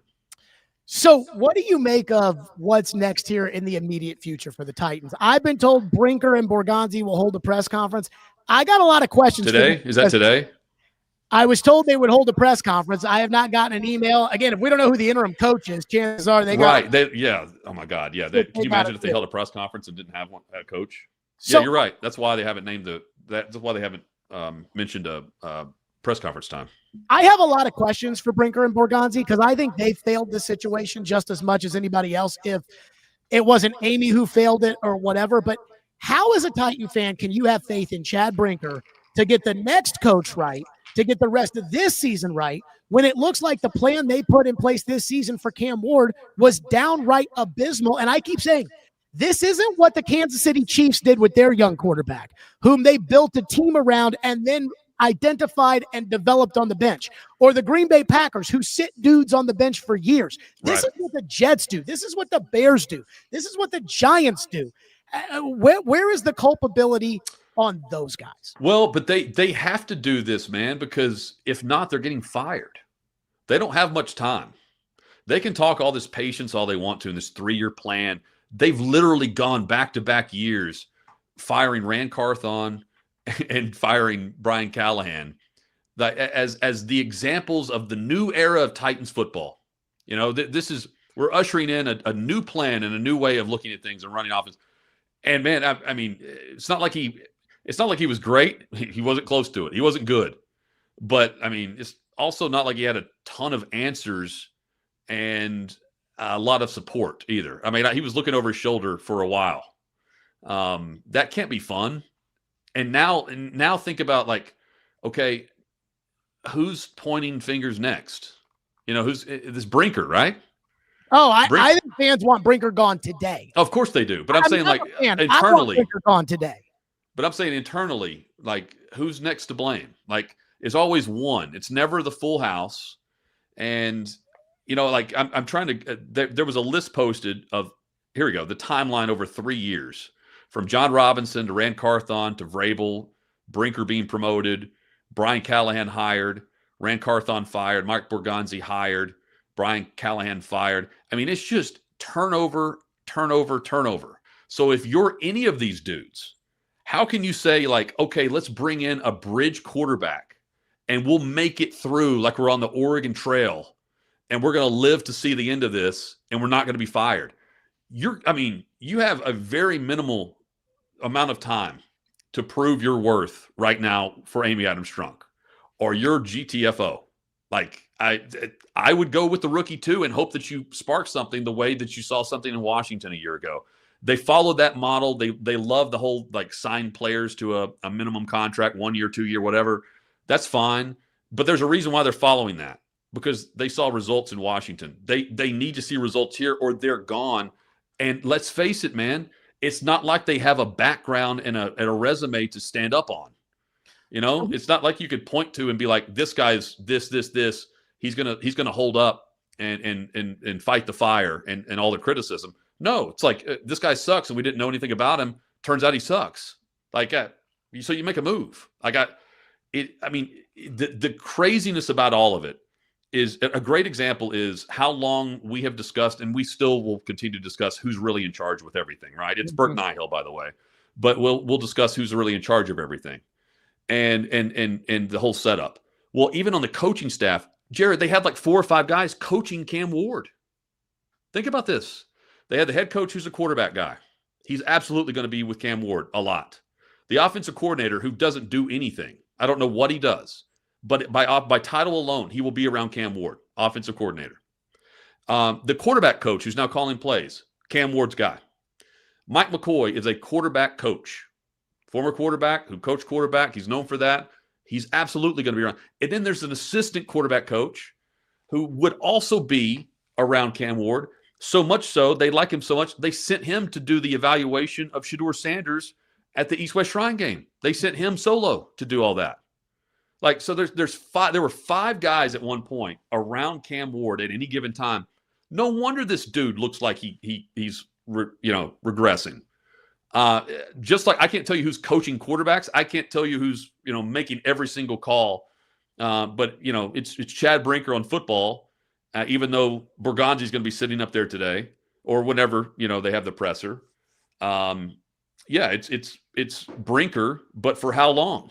That's anybody in that organization is thinking that. It's me, but for how long? Because you don't have very much time at all until it's a Monday or Tuesday in the fall. And, someone comes to your office and hands you a phone and Amy's on the other line. Do you think that she regrets the firing of John Robinson? I mean, I know people get mad about the A.J. Brown trade and everything else, and I get it. But I trace all of the – I mean, they were 7-3 after they traded A.J. Brown. I know. And they went to Green Bay and Philly, and they got incredibly injured in that 3-game period. And They were 7-5. They were 7-5, first place. They fired him. Do you think she looks back at that? And there were a lot of fans that when they fired him were like, yeah, J-Rob, he's I know. Do you think she looks back at that and regrets it? Because they were never this bad. They never had a losing record when J-Rob was the general manager. Do you think that she regrets that? Because right now, you can't hire John Robinson back to be GM because it would be too toxic. But the guy who has proven he can fix something like this is actually J-Rob. Right. And it took patience, which she gave him, right? Look, man, I don't know the answer to that because, to this day, J-Rob still takes a lot of grief for where they are right now. Even though there's a lot of decisions and a lot of players that have come through that door. And by the way, a lot of firings. The GM that replaced John Robinson is also gone. I don't know. I on one hand I say yes. How could you not? Because you remember the good days where you're tailgating with fans, right? But also like she is getting every bit of her information through Burke Nihill, and then I guess Brinker from the football aspect. So it's whatever she's being told and who you trust and who you don't, or who you listen to and who you don't. So I don't necessarily know. Like, does she know that she's paying 5 quarterback coaches? I'm not sure, because the offensive coordinator by title is great, but by actual influence is nothing. Like, I don't know what the guy does. I honestly, Jared, I don't know if she regrets it or not. I know she's very competitive. Like, she's fiery. Like, we know this. I think on one hand, fans want an owner like this that doesn't settle for this type of result. But it's gotten to the point where it's kind of like, well, do we really expect a different type of result unless you get rid of those making those decisions? It's gotten to the point where I think the one thing that they can always point back to, and it's not fair. Now it's not fair. It was the one thing they can always point back to is, A.J. Brown was traded and that started everything. No, what really started everything is they threw the towel in on the season when they fired John Robinson. Yeah. When they said the roster wasn't good enough, they were still competing for a division then. And they were admitting that the roster wasn't up to par. That gave away this. I mean, think about being Vrabel right there. I mean, look, dude, like it's an interesting week for all this to come out. You're right to bring up, like, have everything talked about this week, but I absolutely think like what they don't want is Diana Rossini the week after doing Vrabel's bidding and taking the victory laps of why Brian Callahan got fired, because that would be the top story is Vrabel gets his revenge. They don't want that headline. He can't have that now. Jonathan Hutton is with us. My question for you keep bringing up Burke Nihill. Yep. My question is, who made the call on Cam Ward? Because Mike Borgonzi took the job as general manager, and he talked about how important it was when they brought in Alex Smith to Kansas City and built up the team and solidified the quarterback position, and then identified Mahomes, and then had a plan for Mahomes, and they haven't done that here. Chad Brinker comes from the Green Bay Packers. We know Aaron Rodgers sits on the bench, and then he becomes a starter, and then Jordan Love sits on the bench, and then he becomes the starter. So who made that call on Cam Ward when the Giants were offering a massive package in order for the Titans to move back, and there were veteran quarterbacks, Darnold, Daniel Jones, Matt Jones, guys that were out there that could have been had? Who made this call on, hey, we're going with Cam Ward? Was it Brinker? Was it Borgonzi? Was it Amy? Was it Burke? Who made the call? Do we know? So I think during the draft, it was Borgonzi. I do. Even on the quarterback with the number one. So, okay, on the quarterback, someone had to tell Amy to do this, but she did go down to Florida and meet with him. So, like, she did that. She's ultimately the one who signed off on it. She didn't do that with Shedeur. In fact, we should have seen all that. I mean, this has been on the wall for a while. Wasn't Callahan, before they canceled the pro day, he wasn't even going to go, was he, to the pro day? I think that's true. I think it was like he's already seen enough, and he's gonna. But the others were. But like someone was going. I don't know. I just know that they were sending people, but it wasn't like the I think top it was of the like line. Bo Hardigree was going to go. There you go. But like, consider that's what we're talking about, and then Amy goes and meets with Cam Ward. Okay, so like, yes, she signed off on the fact that he's the future of the franchise. Now, like met with the guy, like it was kind of inevitable, not kind of. But I do think Borgonzi ran the draft, because I don't think Brinker's background has anything to do with that. It's all analytics, and his background is his background. And they brought in a guy that had been there in the heart of it, and had been like, he'd been training 16, 17 years for this in KC. So I do think he ran the draft. I do think they were following the path of Kansas City. I do. Like, when you think about the receivers they drafted, the tight end they drafted, just the type of, Cam Ward in Kansas City's offense would be pretty fun to watch. Not this Callahan offense, which is not, it's just boring and it's nothing. Jared, so many times a quarterback can be a bust and it's not on the player. And, by and large, that, he's now the third consecutive first overall pick that will have his coach fired in the middle of the season. Yeah. It's ridiculous. But the problem this isn't egregious. Like, it's not like I feel like Callahan should not be fired. He was awful. But the whole situation is set up for this because they hire and fire one at a time, and no one's ever in sync with anything. We're always asking these questions about who's doing what. One thing I do know, Callahan can, for anything, he wasn't involved in a ton of that stuff. If he's not involved in the East-West Shrine game or whatever for Shedeur, which, again, say what you want to, but at that time, the Titans had the number one pick, and we know the horde of media that was around them down there. And it was, Hardigree or whoever it was. No, it was the assistant quarterback coach that went down there. And then not even sending him to certain things. It's not like he had a lot of say in anything, if you ask me. I think Borgonzi ran the draft, and I think Brinker's running, the decisions that are being made analytically right now. So where do you think they go next on this? Do you think they go coordinator next? Another young coordinator. I saw Mina Kimes. Not that I give a shit what Mina Kimes thinks, but she put out Joe Brady. There's going to be talk about these young coordinators. Are they going to want somebody with coaching experience? What do you make of it, Jonathan Hutton? Where do you think they go? Who do you think they go to next? Dude, I don't know. Because I would give you an honest assessment of what I think if I knew kind of who's making the call here. Like, whose list are you going by? Does it go? If Floyd was making a change, he always, if anything was going on with Jeff or whatever, he would have a list of candidates in his drawer, right? He told me one time, I asked him. Yeah, I said, "Have you, did you ever give thought to firing Jeff Fisher? And if you had, who would you have hired?" And every now and then you'd have to read between the lines with him, but he was like, "I don't know. Maybe I would have hired Nick." I'm like, "Nick Saban?" He's like, "Yeah." I was like, "Really?" He's like, "Well, yeah.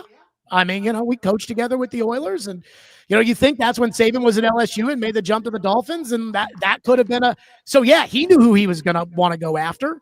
And but I don't even know who's going to make the call on the next coach. No, that's what I'm saying. I don't know if Borgonzi will have a list. Like, I trust in the fact that Borgonzi has a list of candidates he would want to call. Now, everyone's going to connect it to Kansas City, and I would too, because that's where he's been. But is Brinker the one that's calling people? Because honestly, I don't know. I don't know where they're coming with their list. What I do know is they got to be nice. They got to be a player's coach. The building's got to be happy. And they can't be Mike Vrabel, right? They can't piss vinegar and walk around and want to talk all things football. Like, you got to leave. You got to be willing to leave the combine to go to a groundbreaking. So that's what they're looking for. If that's the case, though, who do you think's going to make the hire? I asked who drafted Cam Ward. You don't really know the answer to that, and I'll agree with you. I think Borgonzi ran the draft. I think Borgonzi made the decision to draft Chimere Dike, not the decision to draft Cam Ward. If you had to put your money on it as to who's going to make the hire, because I think if it's up to Borgonzi, I think Matt Nagy's the next coach of the Titans, which I wouldn't be against. But I do think that that's who Borgonzi would bring in. Okay. Who do you think ultimately is going to make the choice on the next coach? And do you trust whomever that's going to be that they're going to be able to get it right? So I know whose name is going to be behind it. Chad Brinker's name is going to be behind it. Borgonzi's name is not on that statement today. And neither is the president of the Titans, Bert Nihill. So it's going to be Chad Brinker who's running this. Now, is it really Borgonzi? That's what I'm asking. I don't know that. But like, is it, Brinker's overseeing all things football, but I'm telling you, Borgonzi ran that draft. So is it the same way for the coach? I don't know. I mean, right now they can't even find the interim, apparently. So if you were made the president of football operations with the Titans, which I would not put past Amy to create a position above president to get the flavor of the month in there. If you got that position today and you were now the czar of football operations, what would you do? Man, I would think outside the box here. And I would – so the first thing I would do is I would see – and I mean this genuinely – what do the Steelers want from Mike Tomlin? What do they want from Mike Tomlin? Because my organization, if I'm sitting right now, I need to get back to football. All right, there's too much being made about the stadium. I got to get back to football. That's number one. We're a football organization, not an entertainment business. Number two, and that's Mike Tomlin. Number two, we need someone that everyone's going to look to as the leader. Right now, this team doesn't have one. Right? Because Cam Ward can be the leader. He's not playing like it. It's just, and he's a rookie. I mean, it's week 6. We're going into week 7. I need that. Like, there's a reason why Aaron Rodgers is doing just fine in Pittsburgh, but sucked in New York. It's because of the head coach. That's what Vrabel brought. Now, Vrabel rubbed people the wrong way after he got going. He kind of like Laviolette in a way. Yeah. After a while, it just kind of it rubs on you.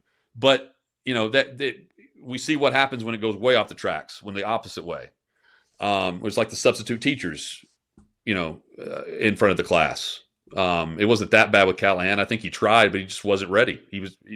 Again, everybody was in the first-time position. I'm getting somebody who's been there and done that. They need somebody who has the experience like that. And I'm shooting for the fences here.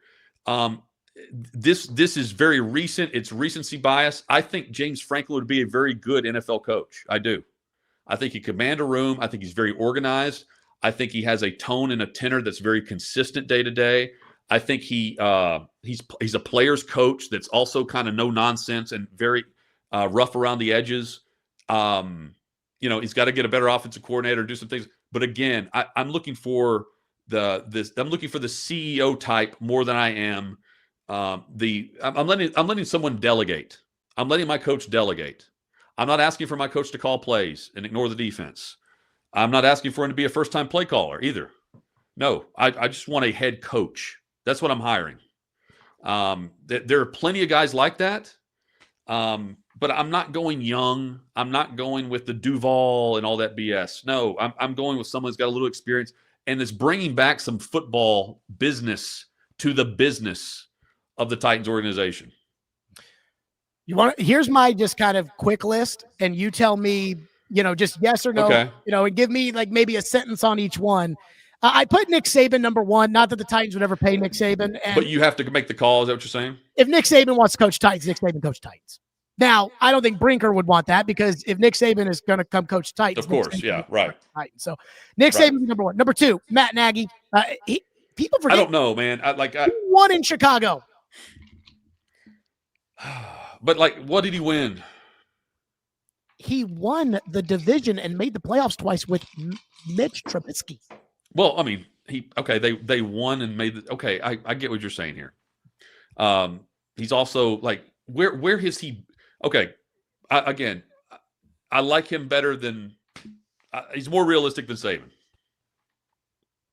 Okay. I want to hear who else you have. Number 3. I put Todd Monken, the OC in Baltimore, on the list. See, I really like him. I think he's worthy of a opportunity like this. I think the true football GMs respect the hell out of him. I think he would get great things out of Cam Ward, and I think he brings back a style of offense that the Titans are kind of known for. I don't hate that one bit, and I think that would surprise some people if they went his way. He's interviewed for a few jobs. He deserves a shot like that. Number 4, Arthur Smith. I think he's going. I nearly said his name to you. I hesitate, man, because how did he not get more out of what happened in Atlanta? Well, I think they screwed up by putting all their eggs into Desmond Ritter's basket. And they before that, though, they had like 4 first-round picks prior to that. When Arthur Smith got there, no defense. Trade away Julio Jones because he was That's old. right. And long Salary cap hell. And not that the cap's real, but yes. And then they got rid of Matt Ryan because they chased after Deshaun Watson. And I felt like those decisions were probably above Arthur's head. Fair enough. Look, I respect him greatly. I knew him for 3 years and had no idea that he was Fred Smith's son. First 3 years. Because I started the same year he started, or a year after he started with the Titans. It was a while back. And he was just a, assistant to the assistant kind of thing. He's a great guy. Do players love him? Yes. The tight ends room absolutely loved him in Nashville. Does he work his ass off? Absolutely. Is he all about ball? Yes. They could do a lot worse than Arthur Smith. I wouldn't hate that. In fact, it would be closer to Vrabel than they could get out of any name you've mentioned. Well, is that what you're after here? I don't know what you're after. Well, so here's why You've got a very eclectic group right now. Here's why I would pick Arthur Smith. I think that Arthur Smith is a better coach than he probably gets credit for. Look at what he did with Russell Wilson last year, making the playoffs. Look at what they're doing right now. But is he a coordinator or is he a head coach? I don't know exactly why it failed in Atlanta. I know Arthur. I have respect for Arthur. I think he could do I love the guy. I'm just being fair to the conversation here. Sure. No, with everybody like a Matt Nagy or an Arthur Smith, there's going to be about what happened in the previous spot. Is he an analytics guy? Hey, you got to be big on analytics here now. Oh, is that a Brinker thing? That's his background. The last 2, Cliff Kingsbury, Mike McCarthy. See, now we're talking quarterbacks. Kingsbury's intriguing, although what I saw from Kyler Murray and all that stuff is Kyler Murray, but it's still number 1 overall pick. It's a very similar situation in terms of organization and success and all that stuff right now. Jared, I see what they've done, and I think it's just kind of a recency flash in the pan for Kingsbury. Personally, I think he's better. I think he's a better coordinator than he is head coach. I don't want him as my head coach. He's stuck in college. I can't get over it. I don't want him as a head coach. I want him as a coordinator. I'll pay him big money as a coordinator. Hutton, thank you so much for jumping on today, and we'll talk soon. Keep up the great work. This is awesome. Thank you. I love the fact that you were on today and not, we weren't hearing hockey. You said it, not me. I had to say it. Jonathan Hutton from Outkick joining us here on the program on 440 Sports.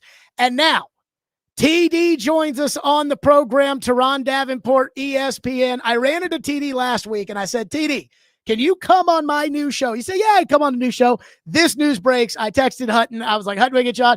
Then I was like, we got to get TD on as well. TD, I'm just going to open it up to you, my friend. What are we hearing about the situation as far as the Titans? We know Callahan's been fired. What else are we hearing? Yeah, well, first off, man, what's wrong with hockey, man? We could talk some Preds. Not today. No, I got you. Yeah, well, obviously, there's a list of candidates being compiled. I think right now, from what I understand, they're sorting through some of the details as far as what they're going to do moving forward. You look at, obviously, Bill Callahan, Brian's dad. I would imagine he's not going to be here any longer, so they have to work through that if that is the case. And then also, you look at some of the other. This is a very close coaching staff, right? Nick Holtz is very close to Callahan. So, in my opinion, and for what I've gathered, they're kind of sorting through all that. And then also, if Chad Brinker is going to speak, if he's the one that has to come out, I would imagine they're getting him prepped. So that's probably what the holdup is. As far as the candidates, I don't know, man. I really don't think Cliff Kingsbury would consider this job. Honestly, I don't know that he even considers a head coaching job, period. Obviously, as a competitor, you want to take on that challenge again. But from what I've gathered, he's very, very happy as the OC there with the Commanders. And, I mean, how could you not be? You got Jaden Daniels that you're working with. So those are the things that I've heard at this point, and the rest is just we'll see. TD, what do you make of the fact that this news came out after a couple weeks ago where we were wondering after the Houston game, would Callahan get the boot? He didn't. They did win last week. He gets the boot today. What do you make of the timing, and is it, from what you understand, to be Mike Vrabel related? I think so. You look at the pettiness involved in it. You look at the short-sighted thought process in it. Who in that building, more specifically, there's no way Amy Adams Strunk will want to have to fire Brian Callahan after Mike Vrabel came in here and won by 40 to 50 points. You know what I mean? So I really think that it was just kind of like a ticking time bomb, and this was the opportunity to do it and be like, hey, well, you know what? The one saving grace that we have is this wasn't forced by Mike Vrabel. But then guess what it indirectly is? Forced by Mike Vrabel, because you're doing it before he comes in and whoops that butt, you know. So it's a mess. I mean, I think that's really the best way to put it, or as Charles Barkley, would always say, it's terrible. And I think that's exactly where it is. I would hate to be a part of this organization right now with so much turmoil and dysfunction and the future being so bad. I mean, it's going to be a long time before things are respectable around here. You know, TD, I pissed off a lot of people yesterday because I said after the game, I said, Cam's going to be a bust. And people were like, this is not Cam's fault. And I'm like, it doesn't matter. That's not, most of these quarterbacks that don't work, it's not necessarily the quarterback's fault, but they're running what I call the Jets playbook, the Bears playbook, which is they're going to hire a coach next year to save Cam. And then when it takes time to learn the new system and it takes time to adjust to everything else that changes, it doesn't happen right away. The next year, people will get mad at Cam, and then he'll enter year 3. It's a prove it year for Cam if we don't win right away. And they have to get the coaching hire right. And I don't have any confidence that they'll get the coaching hire right. So to me, I don't see how they build this operation to fit what has to change in Cam's game for him to really become the player that his talent would allow him to be. And so because of that, I think that they're going to bust out in 3 years. Cam will go somewhere else where he'll either be a bridge quarterback that becomes a starting quarterback, or he'll be a backup that gets an opportunity to be a starting quarterback somewhere else. And you'll be drafting another quarterback with a new head coach, the way the Jets do it, the way that the Bears do it, the way that the Giants do it, the way that all the bad teams seem to do it, unlike the way Kansas City or Green Bay did it, where they have plans for the quarterback. Yeah. I am convinced this is going, and Callahan wasn't the right coach. It was time to move on anyway. I don't have a problem with that. But they've already, in my opinion, failed Cam Ward. It's tough to say they failed Cam Ward. I think they're trending towards that if they don't bring the right one in. And to your point, we haven't seen them do it before. But guess what? Mike Bergonzi hasn't been involved in the process yet. He hasn't been in charge of the process yet. Will he be in charge over Chad Brinker? Like, will Brinker say, hey, this is your party, make it right? I don't know. That is the question. And that's something that I'm going to hammer when we get the chance to talk to somebody, whoever it should be, at some point in the next, 48 hours or so. So we'll see there. I understand what you're saying about the organizational failure, because that's really the first thing that happens when you have a player that, that busts. Like, outside of Jamarcus Russell, I mean, like, he kind of busted himself, with all the stuff that he was involved with. But Cam isn't like that. And I think that when you look at Ward, this experience to me is good for him. It's good for him to experience the failure. It's something that, he's gone through before. He's pretty much all his life, kind of fought the odds, so to speak. And I think it's good for him, but they do have to get some weapons in here. They have to get some type of structure where it does allow him to showcase his talent, right? Yesterday, it was atrocious, man. Sitting in that press box, I was so disgusted. And that's why I posted, I made that post about like this screen package needs to be tightly wrapped and sent to Jupiter on a rocket ship, because it just doesn't work. They had 5 screens yesterday, right? Cam Ward completed all 5 of them for 8 yards. None of them led to a first down. That's terrible. And why you continue to do it is ridiculous to me. But that you look at play action and you have success in play action and you don't work with that. You don't work the RPO game. Like, these are things that you got to do to get this guy comfortable and allow him to be in his element. So I'm not going to be quick to say Cam is a bust. I'm not going to be quick to say he's going to be a bust. I want to see a coach come in here and highlight what he does well, which is, as we said, play action, RPOs, as well as vertical shots. TD, you said that you expect that we'll be talking in 48 hours. In the next 48 hours, we'll hear from Brinker or Borgonzi or both or whatever. Do we know what their plan is to when they plan on announcing an interim coach and when they plan on talking and when they plan on, because, you know, I'm not allowed to air the live stream press conferences anymore, TD. I don't know if you got that memo too. I'm sure I saw it. Yeah, that was pretty much for all media associated with the Titans. I don't know. I mean, I think sooner than later they're going to speak. I have an idea, but I have to kind of like keep it under wraps because I was told in confidence. But we'll see. We'll see. Yeah.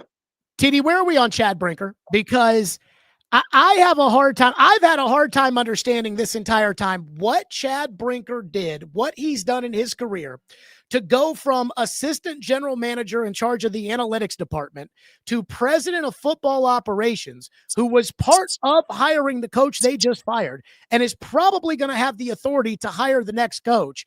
I'm trying to figure out what Chad Brinker has done that qualifies him for that position. I'm trying to figure out, as a fan, why I should have any faith in Chad Brinker. So where are we on Chad Brinker, and how did Chad Brinker amass this kind of power?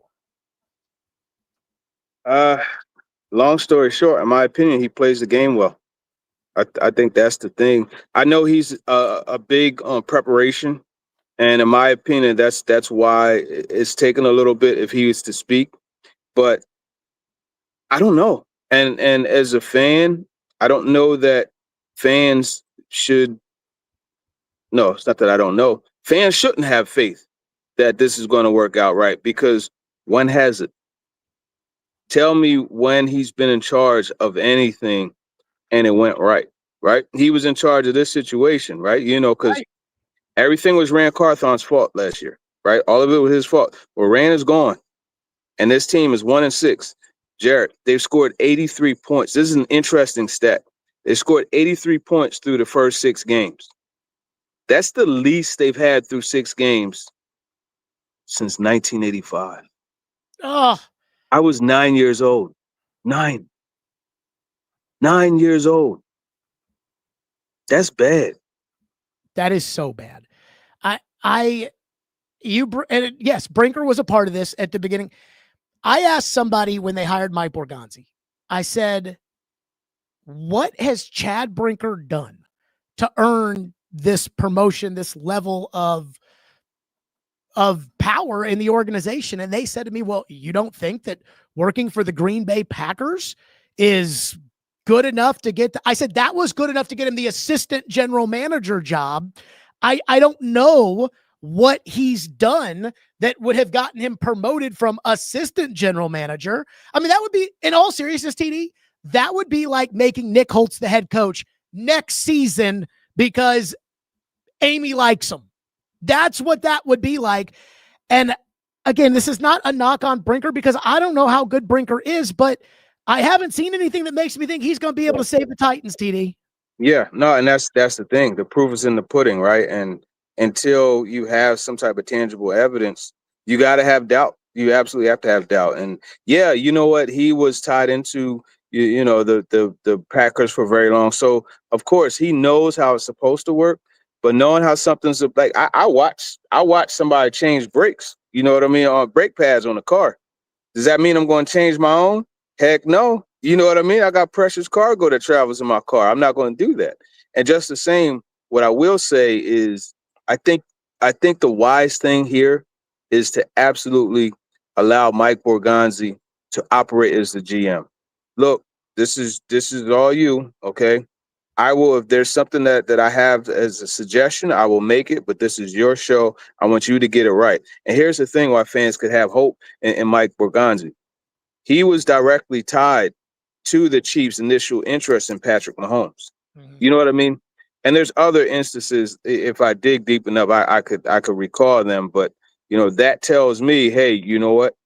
He has seen how it's supposed to look, but also he's executed it, so if they're smart, they give Mike Borgonzi the keys, and that's the sign of good leadership anyway, right? You give somebody who you have confidence in, you have the self-awareness to be like, hey man, I believe you could do this. Go do it. When you do it, we both are going to get the glory and take it from there. The word you used there was very big though. If you're smart, you let Mike Borgonzi run it. And to your point, I said to that same person with the Titans when I asked what Brinker did to get that power, I said, if Mike Borgonzi was hired as the general manager and Mike Borgonzi is in charge of the team, I can argue he's got a resume that says, hey, he should be a general manager in the league, assistant general manager of the Chiefs. They have had success in Kansas City. That is what gets somebody a job as a general manager. Mm-hmm. But that statement, and Hutton pointed this out, and I totally agree. That statement was from Chad Brinker. It wasn't from Amy Adams Strunk. It wasn't from Burke Nihill, and it wasn't from Mike Borgonzi. The message is Chad Brinker runs the Titans. And if it were me and I were trying to do what's best for the Titans, and it's Jared Stillman can hire the coach or Mike Borgonzi can hire the coach, I would probably let Mike Borgonzi hire the coach. But I don't think Chad Brinker waited his whole life to be in charge to then let somebody else make the big decision for him. So I think this is a Brinker decision. And I agree with you about what they should do, but I think they're going to do the opposite. I think this is going to be a Brinker decision going forward. And it may even be above Brinker's head. I don't know that there's anything above Brinker's head, to be honest with you, but I agree with you. I think it is going to be his decision. So then, you come into, okay, Mike McCarthy, who is it going to be? And there's, obviously they still have to get the candidates together, but it's definitely not the best situation right now. Again, like what's lost in all this is somebody lost their job. You know what I mean? So we got to make sure that we look at the human side of it. I know people are celebrating and everything, but somebody lost their job. Like this goes beyond just people's entertainment. This is people's livelihood. So I hate for it to happen for Brian Callahan, but it's a result-oriented business. And if you're not getting the results, you gotta go. Yeah, I mean, I think Callahan, again, the way the Titans sign these contracts are, you're not going to hear Callahan talking about what happened or, what went down or whatever. That's just, again, how the Titans kind of do their business. Mm-hmm. Callahan is a good dude. And I wish him, I really do wish him the best. Probably not a good coach. That being said, not a good head coach. Right. I'm not sure that this is just me, and maybe this is the fan inside, TD. I don't think Brian Callahan was going to be the right coach to get them out of this, but I don't trust the people in charge to find the right coach to get them out of this, to make this worthwhile. Am I wrong for having that level of skepticism? And yes, I'm skeptical, but I've been skeptical and they're 1-6. Yeah, no, I mean, you have every reason to be skeptical. You know what I think this year found these first 6 weeks have unearthed? I think it unearthed that this problem is bigger than most people actually thought. I will 1,000% say it's bigger than what I thought. I really honestly was like, and just in watching the film and seeing things, it's like, okay, guys are open. I think this is primarily on the quarterback. But then you got to dig deeper. And, there are times, and I've always questioned, you remember how often I've said, like, why aren't you layering plays? Like, why aren't you setting this up and holding it, and then later on going back to a spinoff of it? You know what I mean? And those are the things that didn't happen. And again, it goes back to even yesterday watching, from up there, you could see, right? Alec Eiermanner is on this side. Michael Haynes, he retired, right? Eric Allen, he's a Hall of Famer. Like, those guys don't play cornerback for the Raiders anymore. So we got Alec Eiermanner on Caillou Blue Kelly, and the safety is all the way darn near on the opposite hash, and it's not but air and opportunity. Why are you not checking to that? Why are you not having a vertical automatic? Like, that's an alert. Mm-hmm. Go deep. You know what I mean? But they're not doing it. And then you wonder why it's tough to run the ball, and wonder why it's tough to do these horizontal type of plays. But they got the whole city of Las Vegas in the box because you're not even giving them any type of threat vertically on the outside. Not because you can't, because it seems like you won't. Those types of coaching things, like, you can't have that. And I think that's where the issue is. TD, if Amy Adams Strunk were to hire you today, and she were to make you, this is a position I was talking about with Hutton, I've just created it, the president of football operations, and you were now the chief football czar of the Titans, what would you do as far as the next coach is concerned, and what direction would you look in? I tell you, I was just talking to Buck, and, the Robert Saleh and Mike McDaniel combo is pretty nice. But honestly, I'm going now. Some folks are not going to like this because of two names, but I'm going Matt Nagy. I'm retaining Denard Wilson as the DC, and I'm hiring Eric Bieniemy as quarterback coach, running back coach, offensive assistant, a senior assistant head coach, something along those lines. And I'm relying on those three to, all right, let's get this thing going. You know what I mean? And of course, I'm keeping John Fossil. In my opinion, he's the best coach in the building. I kind of wonder if there's, I don't want to say bad blood, but I kind of wonder if there's some bad blood with the Chiefs people and with Bieniemy about the way his tenure all kind of went down there in the end. Yeah, I mean, there could be, but you know what? At the end of the day, opportunities and money talk. I'm not sure exactly what Bieniemy is doing right now. But I would imagine a role in the NFL is better than whatever he's doing now. I think he may be at UCLA, or maybe he was at UCLA and he's not at UCLA now.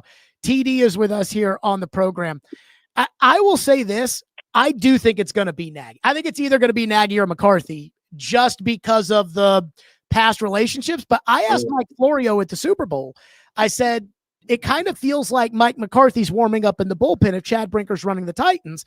And he kind of looked at me with a smile and he said, sometimes you work with people and you want to work with them again. And sometimes you work with people and you don't want to work with them again. And that gave me a little bit of a thought that maybe McCarthy wasn't as loved there in the end in Green Bay. What do you make of McCarthy and Nagy? And do you think that maybe they go outside the box of the Kansas City or Green Bay connection? I don't think they go outside that box. That's why I say Nagy, honestly. Again, like Saleh and McDaniel, they're very interesting, but I don't see that being the case. You know what I mean? I really think they stay within what they know. And how often have you heard Chad Brinker say, I've seen it in Green Bay. I know how it's supposed to look, yada, yada, yada, and that's cool. But if you go by that train of thought, McCarthy, is probably the guy that would end up getting the job. I don't know what does he bring to the table? You know what I mean? That's going to help this team. I don't know, because I mean, proven quarterback developer? No. Like, you look at, he's had veterans, for the most part. So we'll see. TD, what do you think? Who do you think is going to be the interim coach? It's the $1 million question. I think it's going to be either John Fossil or Denard Wilson.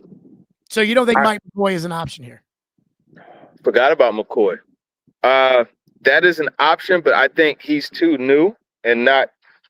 Yeah, I don't think so. It would be like me as a coach on that staff, me as Denard Wilson, if you handed that job to Mike McCoy over me, like I would have a serious issue. Fossil, I understand, right? I understand to an extent, but I think it should be Denard Wilson's job. You know what I mean? Just look, he's been there. But the one thing that Fossil has that's very, and I'm always biased towards special teams coaches becoming head coaches. And this is exactly Fossil's last presser, exactly why I asked him some of the questions I did, because you're dealing with the full roster, right? Denard, for the most part, day to day, he's dealing with the Jeffery Simmons, with the, Arden Keys, et cetera, right? Mike McCoy is dealing with the, Gunnar Helms and Chiga Conquos and those. Fossil is dealing with everybody. And I think that is something that typically, in my opinion, makes special teams coaches good candidates for head coaching jobs. Here's why I think they won't put Denard Wilson in that spot. And again, my thing with Brinker, you said that you think Brinker's very good at playing the game, and I agree. He's very good at playing the game. I think Chad Brinker wants the most power with the least amount of responsibility for if it doesn't go right. And because of that, Chad Brinker is not going to hire a coach whom is going to command the organization. Like like Sean Payton runs the Denver Broncos, and Chad Brinker will not hire a coach whom's going to have more power than him.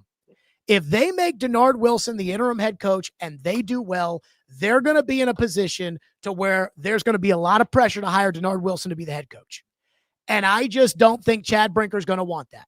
If they put Bones Fossil in there or they put Mike McCoy in there, they can probably dump them, and you're not going to lose the locker room like you might if you dump Denard if he has success. That's why I would rule out Denard. They'll say it's because they want Denard to focus on defense and keep doing what he's doing. But I think, again, it's that power play here, which is if Denard Wilson reels off 3 or 4 wins in a row at some point, like Antonio Pierce did with the Raiders, then we're going to have Jeffery Simmons coming up to us saying, hey, I want Denard to be the full-time head coach. And I think that can be an issue sometimes. I fumbled. Yeah, my bad. I agree. I think that's a good statement. But here's the thing, right? What happens to the locker room if they don't name Denard the head coach, the interim, right? Do you think they'll lose him in the meantime? Do you think, will they buy into the whole I want you to focus on the defense thing? So it's a dance you're performing in multiple ways. TD, are you surprised that they didn't have the interim coach ready to go as soon as they announced that they were firing the coach? Yes and no. It's kind of typical. Like, you've learned to expect this type of chaos from this organization, just to keep it 100. You know what I mean? But yeah, you're like, okay, if you're going to fire the coach, I would think a plan, and especially a coach that's 1-5. You know what I mean? Like, we're not talking about like, hey, this is a knee-jerk reaction like when John Robinson got fired. We're talking about something that has been on the plate, on the table, for at least 3 weeks. You had 3 weeks to think about this. And I know, yeah, they got the win, but guess what? It was a win in the win column, but we all know that, it was a circus in order to get there, things that typically don't happen. So I don't think anything really changed that much from last week to this week, but here we are, and they don't seem to have a plan, or they're just releasing it very slowly. Who do you think will be the one that kind of takes the bull by the horns whenever the Titans have a media availability today? Do you think it will be Brinker, or do you think it will be Borgonzi? Do you think it will look like it's Brinker's organization, or do you think it will look today like it's Borgonzi's organization? We've already established it's going to be Brinker. I would be very surprised if it's not. So that's what I believe. TD, last one for you on your way out, which is, you think we're ever going to see or hear from Amy in a football capacity again? And at some point, don't you think she does have to kind of talk to the fans? And I know she's trying to use Brinker and Burke Nihill to do that, but do you think that can really last forever? No. At some point, the owners have to speak. If she doesn't speak between now and the league league meetings, she'll need to speak then. Like, you got to, you know what I mean? So that's my thoughts on that one. It's irrational to not have her speak for this long. And if it goes on, it's even worse because, at the end of the day, this is now the 4th year in a row head coach, GM has been fired. You got to come out and speak. You have to. And to not do that is doing everyone in the building a disservice, doing the fans a disservice as well. TD, thank you so much for your time. As always, by the way, apparently the Titans ticket reps are at it. They are firing off text messages to people that I guess have told them like, hey, you got to fire the coach. And now they're sending things back saying, hey, you told us we need to fire the coach. We fired the coach. Do you want to buy tickets at the new stadium? I don't even know what to say to that, man. Let's just end my segment. That's ridiculous. TD, I love you. Thanks for hopping on today. And we will be keeping up with you, your Twitter, and everything else over today and the next couple of days as we go on here. Yeah, much love, man. Good calls on Sam Darnold and Baker Mayfield as well. I just want to see what Darnold in the clutch. I want to see what he does. I still don't believe. I agree. Last week, he and Baker shot for shot, and then he throws an interception at the end of the game, and I'm like, oh, Sammy, you're so close for me to brag. But then he got back at it this week, so I guess that's good. We shall see in the playoffs how Sam Darnold ends up doing. TD, take care of yourself, buddy. Appreciate it. Yep, TD joining us here on our special edition of Stillman and Company. And I want everybody to know that I was not making that up when it came to what the Titans, I guess, ticket reps are doing as far as the season ticket holders that have commented about Callahan are concerned. I mean, they are actually, again, unless this was made up. And on the internet, you can kind of do anything, which I do have to admit, we all see. So this was Tress Wynn who put this out there. And Tress Wynn is somebody who is on my ass on Twitter all the time. But I have to give him credit because he did put it out there. This is the text conversation. Somebody sent a text saying, Titans part ways with HC Brian Callahan. The reply was, is this PK? To which the person who sent the text about Titans parting ways with Brian Callahan said, PK with a question mark? And the person, I'm assuming this is Tress Wynn, said, I don't have this number saved in my phone, so I'm not sure who this is. They replied, it's Dan from the new stadium team. You told me I'm in if Brian Callahan is fired on 9/23/2025 at 3:08 p.m. Whoever replied back said, I'm currently driving home from Knoxville, but I'll reach out to you when the time comes. The ticket reps, they're hunting, saying, hey, you said if we fired this shitty coach, you'd buy tickets to watch us at our stadium. Holy shit. I mean, this organization, God, talk about just, it's almost like they've been told, like, hey, sell tickets. I don't care what you got to do. You got to do whatever it takes to sell tickets. So now we fired the coach. Hey, we fired the coach. Buy tickets, please. You said you would. That does not look like an organization where ticket sales are going very well. Buck Rising has put out a tweet, quote, the Titans are 100% having something with media in person today, but have not announced a new time. So earlier today, it was announced that the Titans were going to have a 2:30 press conference, or I should say earlier in the week when they put out the full media schedule, Callahan's availability at 2:30 was announced. And I was actually waiting for the Callahan press conference today, assuming we were going to have it. And I don't think at this point there was really anything to get out of the Callahan press conference. But maybe there would have been something there that he said that we could have talked about. Again, Vrabel week was upcoming, so maybe there would have been something there. But Callahan at 2:30 for his press conference, that's been canceled. And it has not been replaced, obviously. 2:30 was an hour ago. It has not been replaced because, well, in large part, they haven't even named an interim coach yet. How about Adam Schefter saying on McAfee an hour before Callahan got fired that he was not hearing a head coaching firing was coming anytime soon and included Callahan in the list as far as that's concerned? Somebody in the YouTube chat said sales is a brutal game. Let me say this. If you were able to get that sale, if you were able to get those season tickets sold because you took advantage of what you needed to take advantage of, that might make you a good salesman. Brett says, I bought PSLs for the new stadium and I feel like an idiot. I bought PSLs for the new stadium too. I do think at some point the Titans are going to be good. It's very hard for me to say when that's going to be. It's very hard for me to feel that way because at the end of the day, this all comes from Amy. And Amy stinks as an owner. It is what it is. I've said that. I've told this story 1,000 times, but sometimes I always feel like it bears repeating. I said the day after they fired John Robinson, I said, this is what the bad organizations do.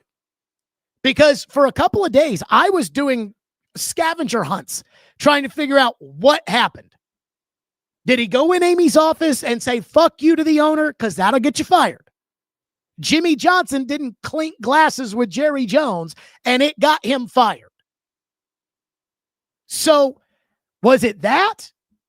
Was there some drama between him and Vrabel? Was there an HR issue? Was there something that happened on that plane ride home from Green Bay where Todd Downing got the DUI where you're not allowed to drink on the planes anymore? And they found out that John Robinson was condoning freaking Girls Gone Wild on the plane? I don't know. Was he scalping his own tickets? Was he having an affair with the HR coordinator like the Coldplay guy? I don't know. And when I found out that none of those happened and that Amy just thought he was doing a shitty job as the general manager, I said, oh, no. Oh, no, no, no, no, no. That's what the dumb teams do. They fire a good general manager while the team is in first place with a humongous shot to make it to the playoff. That's what the stupid teams do. No, no, no, no, no. So that's when I knew this organization is fucked. Since then, they've hired Rand Carthon. They've hired Chad Brinker. They've hired Brian Callahan. They've hired Mike Borgonzi. They've drafted Will Levis. They've drafted a guard with the 11th overall pick. They drafted a right tackle to play left tackle who has now moved back to right tackle. They've drafted a quarterback with a QBR in his rookie season, worse than Levis's QBR last year. It's been all bad. They've won 9 total games. No, excuse me, they won last week, 10. They've won 10 total games since December of 2022. And that's why it is hard as a Titan fan. Again, we've got PSLs for the new stadium, and I am hopeful that one day the Titans will be good again, and people will want to go to the games again, and I will want to go to the games again, because I've seen it in this league. I've seen the Titans be very, very bad and turn it around and be good. But with Amy running the operation, even though she's pretending like she's not running the operation, by having Chad Brinker release statements and do press conferences and Burke Nihill to speak for her, and she is running the operation, it is hard for me to believe that it will get there anytime soon. So if you pay thousands and thousands of dollars for tickets in the new stadium and you feel like an idiot, like that guy on the YouTube chat just said, I get it. The Titans are an incredibly poorly run organization with unqualified people at important positions. The Titans are cheap. The Titans are reactive. They're incredibly short-sighted, and they don't have any real experience in their building. That's a problem. I mean, the Titans are too busy worrying about who's streaming YouTube press conferences as opposed to figuring out who the coach should be or who the interim coach is going to be. That's a problem. For whatever that's worth. So, let's get to some of your reaction here on the program because, again, we had Hutton drop by, and Hutton said he's like, Burke Nihill's running the Titans. And I believe that to be true, too. Like, I like Burke Nihill. Like, I like Burke Nihill. I'll just say I do. But I don't think he really has any experience running a football team. And so from a business standpoint, from a political standpoint, he's a very smooth guy. But I don't want him doing anything football related. Chad Brinker, again, he's very good politically too. But what has he done that would give you or me any faith in Chad Brinker's ability to run the football team or find the next coach? I'm not sure I have that. Mike Borgonzi, I actually think is the one guy right now who has a resume that says, hey, I should be the general manager of this team. But I don't think he's treated like the general manager. Again, the statement of firing Callahan today came from Chad Brinker. And even then, Mike Borgonzi does not have a lot of experience. He's got 7 games of experience. And they don't even have an interim coach right now. So that's where we all sit as far as the Titans are concerned. Is there is a sense of hopelessness. And I know Brian Callahan said that there wasn't hopelessness in the building because, again, what else is he going to say? But that is just the truth. Let's get to some of your reaction. HC says management should be gone too. It's not the only one who said that. Boss Man says Brinker and Nihill need to go. Nugget says, let Mike, and I think he's talking about Borgonzi, let Mike run the show. MB says, too many cooks in the kitchen. Everyone outside laughed at the organizational structure. That is where the mess starts. You know what I laughed my ass off about? And I asked Brinker this question in his press conference that was not allowed to be aired and video was not allowed to be taken. But I asked him this in that press conference. And I said, as far as Brinker's concerned, I said, all the Titans ever do is talk about how big the job of general manager in the NFL is. Remember, they promoted Brinker to be the president of football operations because these jobs in the NFL are so big nowadays that it takes more than one person to do the job. Even though the teams the Titans play, who kick their asses, don't have more than one person doing that job, they have one person doing the job. They say, oh, no, this job's too big. I said to them, I go, you're the worst team in the NFL. How can you say this job is too big for one guy? And Brinker was like, I don't know how to answer. Because there wasn't an answer to that, because it's all bullshit. So when you say, hey, Charles, Brinker got to go too, I agree. But I don't think they're going to do that, which again is what makes it very difficult to have faith in the Titans. And I know every time I say something, people will say, well, Jared liked Anthony Richardson and Anthony Richardson sucks. And you're right, I did. And if I was the general manager, I might be packing my bags in Indianapolis because I did like Anthony Richardson and I would have drafted him. Now, I would have had a completely different plan than the Colts had for him. I would have run down to the podium and said, Gardner Minshew is our starting quarterback. And Anthony might have been QB3 that first year so that even a twisted ankle would have kept him out of the games. But we would have worked on his mechanics. We would have let him learn how to play football in the NFL. And then in year 2, we would have had a plan to hand the ball to Jonathan Taylor 50 times a game and bring him along slowly. Instead, they put him out there. Jonathan Taylor was holding out, and they didn't have a tight end, and Anthony Richardson got hurt because he didn't know how to play in the NFL. I don't know if that would have changed it or not, but I would have brought in Sam Darnold. You guys know how much I love Sam Darnold last year to be the backup to Richardson because I want insurance in case this doesn't work out. Let's go to the other guy. And if I had Sam Darnold with the Colts roster, I think I'd be pretty good right now because Daniel Jones is pretty good with the Colts roster and Darnold is better than Daniel Jones. But that's also having a conviction, acting on the conviction, knowing you're not going to be right 100% of the time, and then having insurance for the decisions you make. The Titans were convinced Will Levis was that guy going into last year with no insurance behind him. Mason Rudolph, really? That's what bad teams do. The Titans drafted Cam Ward with no plan for how they were going to make Cam Ward successful. And I can tell you that they don't have a plan because the head coach just got fired and they don't even know who the interim head coach is going to be.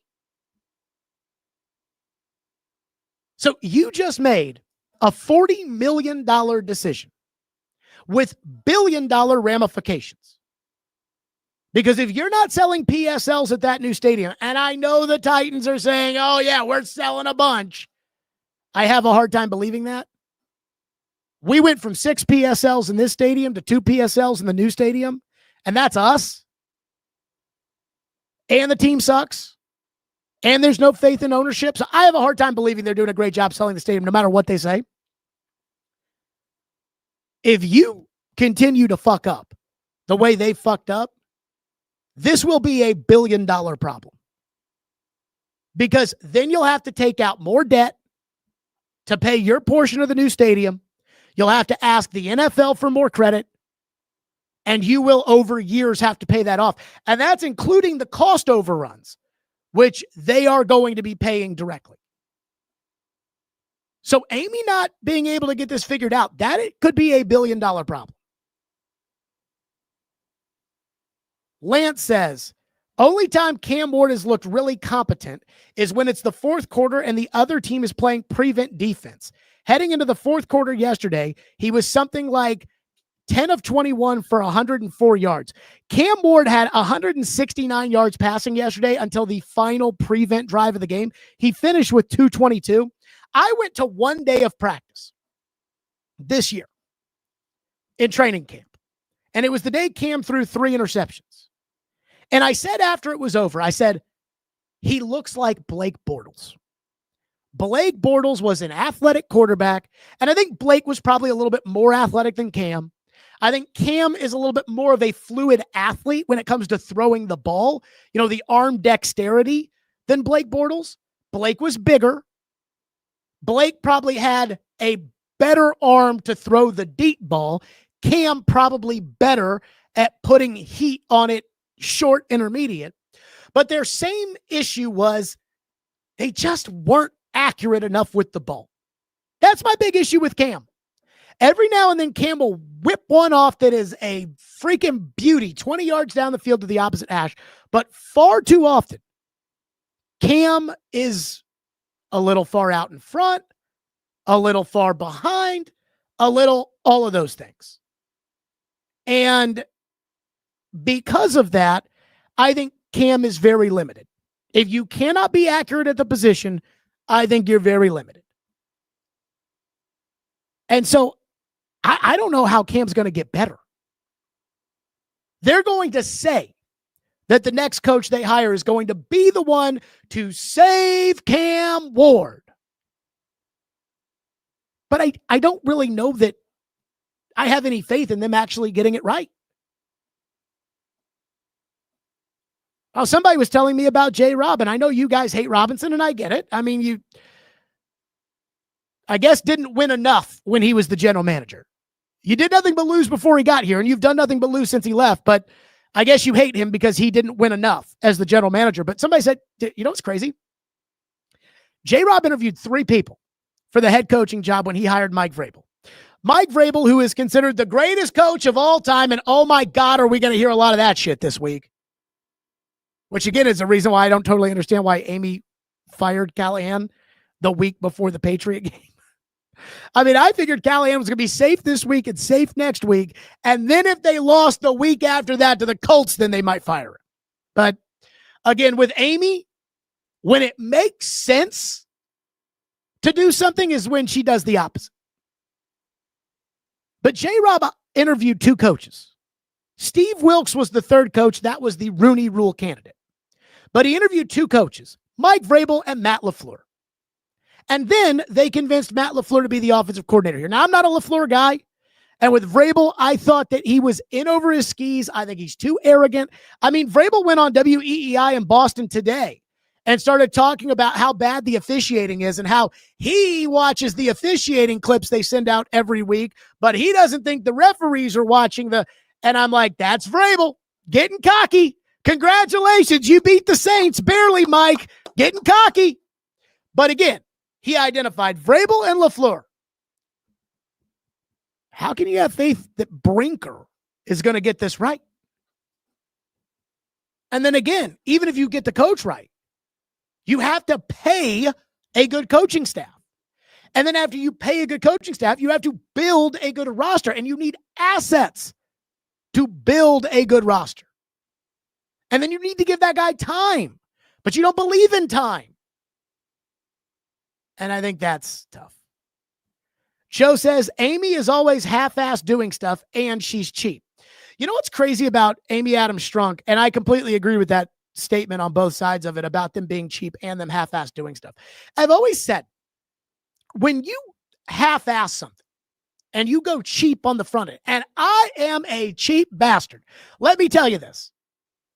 I mean, I think I piss off my own family because I'll buy stuff from Amazon that's cheap and then spend money on something stupid on something else.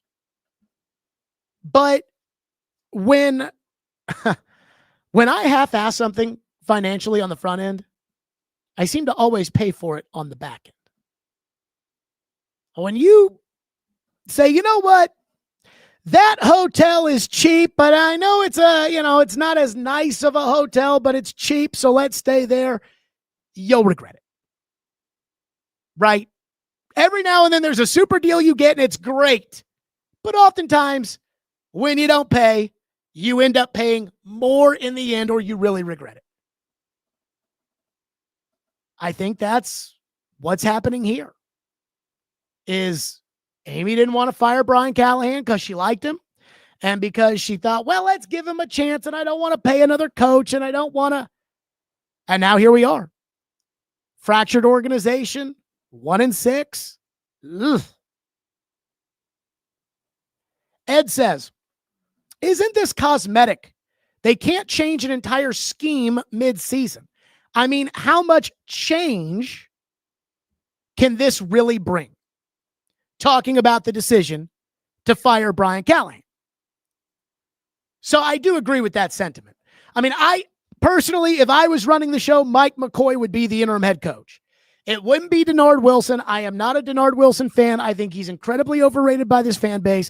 I think this defense, for the most part, stinks. I actually think they played pretty well yesterday, but I also think the Raiders on offense are hot shit, so I don't, that doesn't really bother me.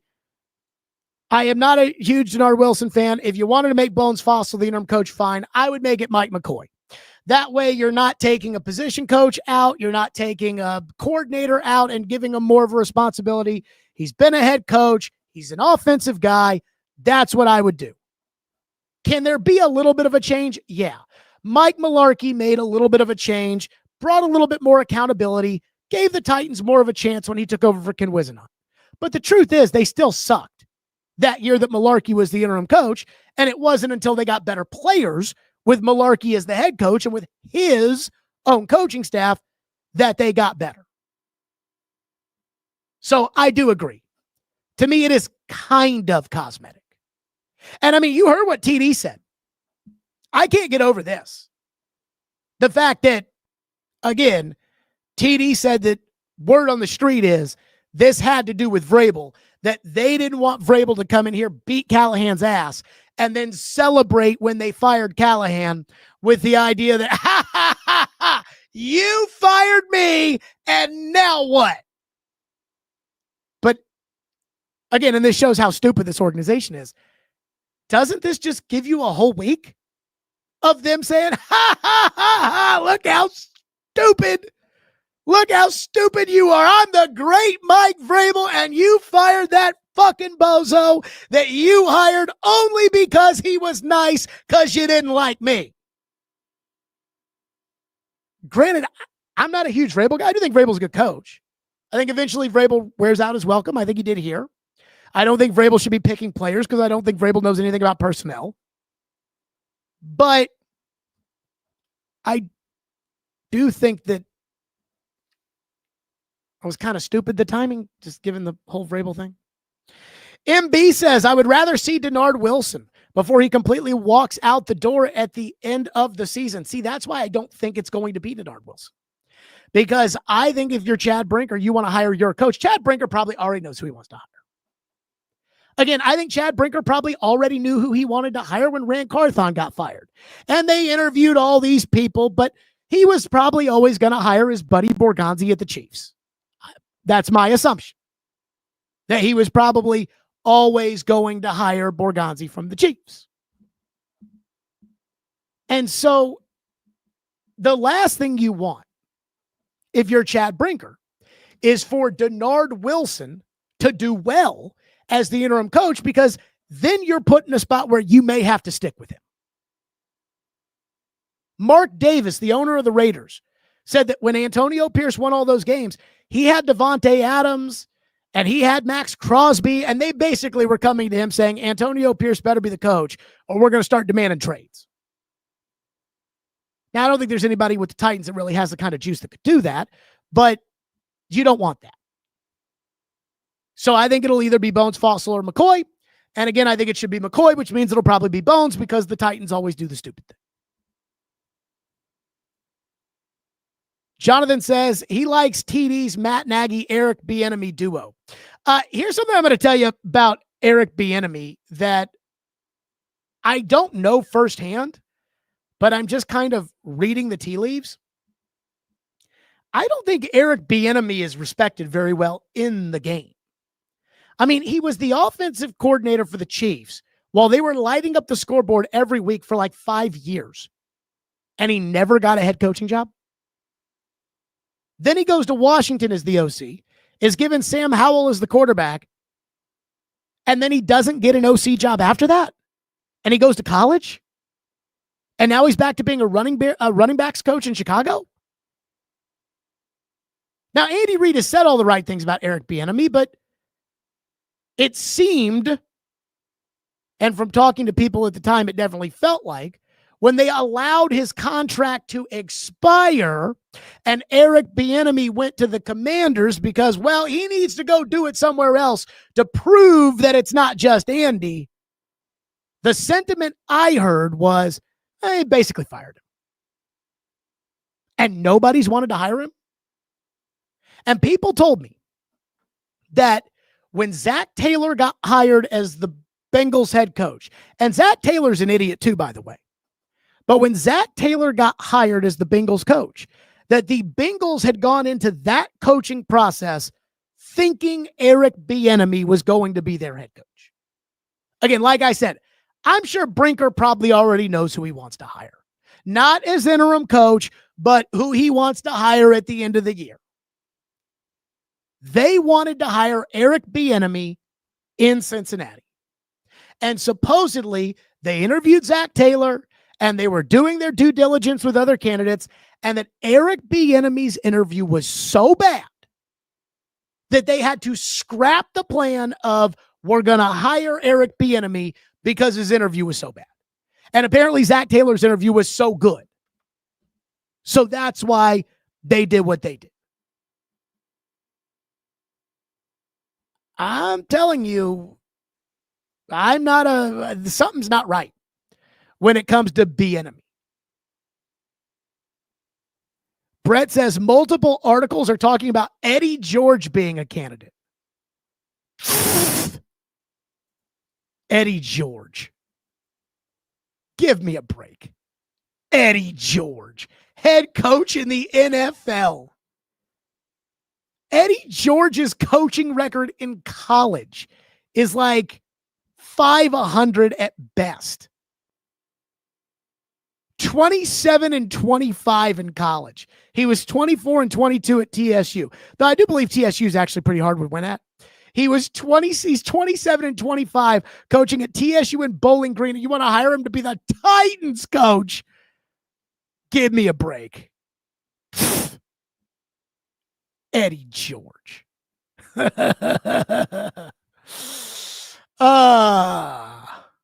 Unbelievable. Somebody said, what do you think happens to Bill Callahan? So I don't know. These assistant coaches have contracts with the team that usually are 1 or 2 year deals, and they usually, pay them out or whatever. And so they'll finish out the year to get paid. And so if Bill Callahan was to go to Amy Adams Strunk or Chad Brinker, whoever the fuck he reports into, and he were to say, hey, you fired my son, I don't want to coach here. The Titans could say, well, then we're not going to pay you.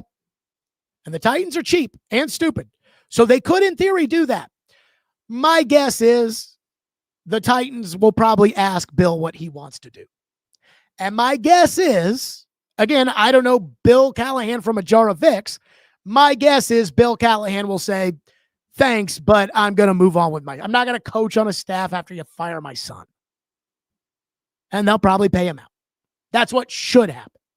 But I would assume that Bill Callahan is probably gone as well, as of today. But again, we don't know that because, well, we don't even know who the interim coach is. And with the Titans and Amy, it's wild card mode. The distinguished gentleman says, what about Brian Flores, Jared? And Samir says, what about Joe Brady? He's got a lot of upside. I am going to get to that, plus what one very prominent media member said about what the Titans should do in just a second. But first, I'm going to tell you again about Hiller Plumbing, Heating, Cooling, and Electrical, the presenting sponsor, the proud presenting sponsor of this program. Hiller Plumbing, Heating, Cooling, and Electrical. They've been in business since 1990. They are family-owned and operated with 100% satisfaction. If happy you'll be or the service is free. If a customer is not pleased with the work performed, they will make it right. Learn more at happyhiller.com. Professional experience, trustworthy technicians with Hiller come into your home and leave it clean and better than you found it. And care is their core value, where they believe that when they care about others, everybody wins. Do have to give them credit there. That's Hiller Plumbing, Heating, Cooling, and Electrical, proud supporters of the Nashville Predators, the Tennessee Volunteers, and the Vanderbilt Commodores. Hiller, call the Happy Face Truck today. So, again, we heard about everybody's, what about this guy? What about that guy? So, again, the first question asked was, what about Brian Flores? The second question was, what about Joe Brady? So let me start on Brian Flores, who I think overachieved as the head coach of the Miami Dolphins. Brian Flores is currently suing the NFL. And when you are currently suing the NFL, it's hard when you've got a team that likes to keep things that, stays in line and everything else and whatnot. But it's hard for a team that usually goes along with the league to do something that will piss off the rest of the league and the rest of the league's owners. And the Titans are very big at kind of doing things the way the league wants it done. So I don't think they're going to hire Brian Flores. The second thing about Brian Flores is no owner wants to hire a head coach that they have to fear is going to tattle on the owner. And Brian Flores has already done that. And then finally, he probably wouldn't want me telling this story, but I'm going to tell it because this did happen. Floyd worked with Brian Flores in New England. And when Brian Flores got hired as the head coach of the Dolphins, we were doing the show and it came up on the TV. The Dolphins have hired Brian Flores as their next coach. And we were doing the show and it was during a break. And Floyd said, good for Flo. And again, Flo he's talking about Brian Flores. And I said, what do you think about that? I mean, you've worked with him before. And this was off the air. And so, it was just me and him. And he said, well, not sure I'd hire him to be head coach, but good for him. Which was Floyd's way of telling me, yeah, I don't think Brian Flores is a really good coach. And that would be enough for me not to even consider Brian Flores. You know what's funny is that the other guy that he kind of did that with, was when Freddie Kitchens got promoted to offensive coordinator with the Browns. I walked into the office. There was a day where the Browns fired Hugh Jackson as the head coach, Todd Haley, who I really like, Todd Haley as the offensive coordinator, and they made Greg Williams the head coach, and then they made Freddie Kitchens the offensive coordinator, and then at the end of the year made Freddie Kitchens the head coach, which was a train wreck. And that day that Freddie Kitchens got promoted to offensive coordinator, Floyd said, he goes, Freddie Kitchens, offensive coordinator. Ha ha. I said, do you know Freddie Kitchens? He looked at me and goes, yes, I do. And that's when I knew that Freddie Kitchens was a boob. And we saw that when Freddie Kitchens was made the coach, that he was, in fact, a boob. PK has a tweet as of 22 minutes ago saying, as of 3:40, hearing things are still quiet and people are in waiting mode at Titans headquarters. Clearly suggests that this was an Amy Adams Strunk move and her people have had to formulate a plan and didn't have one ready. And while there is no hurry, it's not that complicated. I agree.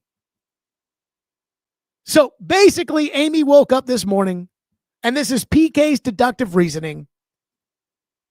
Amy woke up this morning, and Amy said, fire him.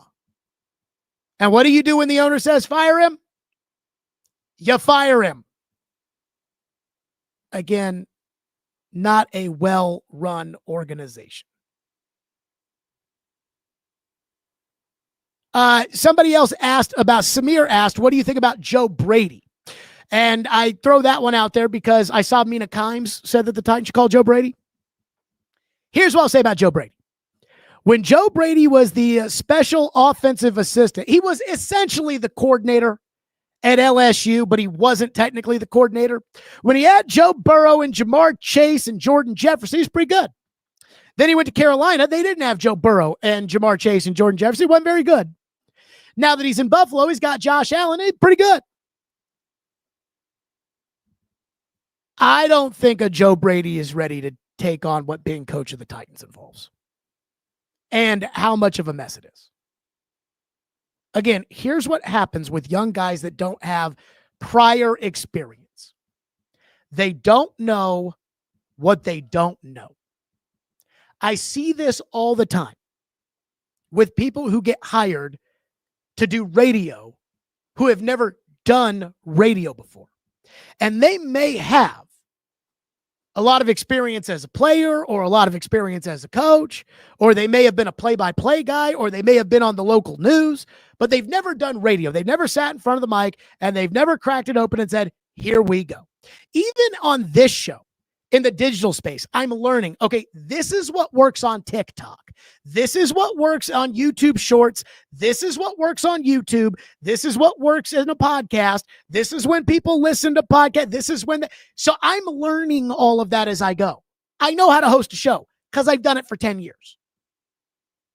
These young guys, when you give them that first opportunity, there is a lot of, I know what to do because I've thought about it and this is what I want to do. And oftentimes, they really don't know how to do the job. Ben Johnson has been the hottest candidate for the last 2 years, gets the Bears job, and makes a complete and total fool out of himself with a basic sideline interview during the game. The one that every other coach has to do too. And that's just a minor thing. But oftentimes, and Brian Callahan's an example of this, Brian Callahan thought this was going to be a lot easier than it was. Brian Callahan thought he and his dad could take Nicholas Petit-Frere and make him a right tackle. Brian Callahan and his dad thought that they could run their scheme and that this was going to be a walk in the park. That they were going to turn Will Levis into a franchise quarterback. It's really hard to do this in the NFL. So I personally would not be interested in Joe Brady simply because I know you're good when you have prime Josh Allen, but can you be good at developing a quarterback? I don't know. Again, for me, I would circle the guys I would want. Just if I was the owner and I would say, hey, we're going to run a real comprehensive search, but here's who I want. Matt Nagy would be on the list. Offensive coach, done it before, had some success in Chicago with Mitch Trubisky. You know he's going to run the offense. He's called plays before. He's managed the day-to-day as a head coach, and he did a decent job. Enough to where he learned what worked for him and what didn't work for him. I talked to a general manager who got fired, was a GM years ago in the NFL. And I asked him, what if you got a second job in the league, what would you learn? Because all these general managers, they get hired and they get fired. And it tracks along with something that another former general manager told me too.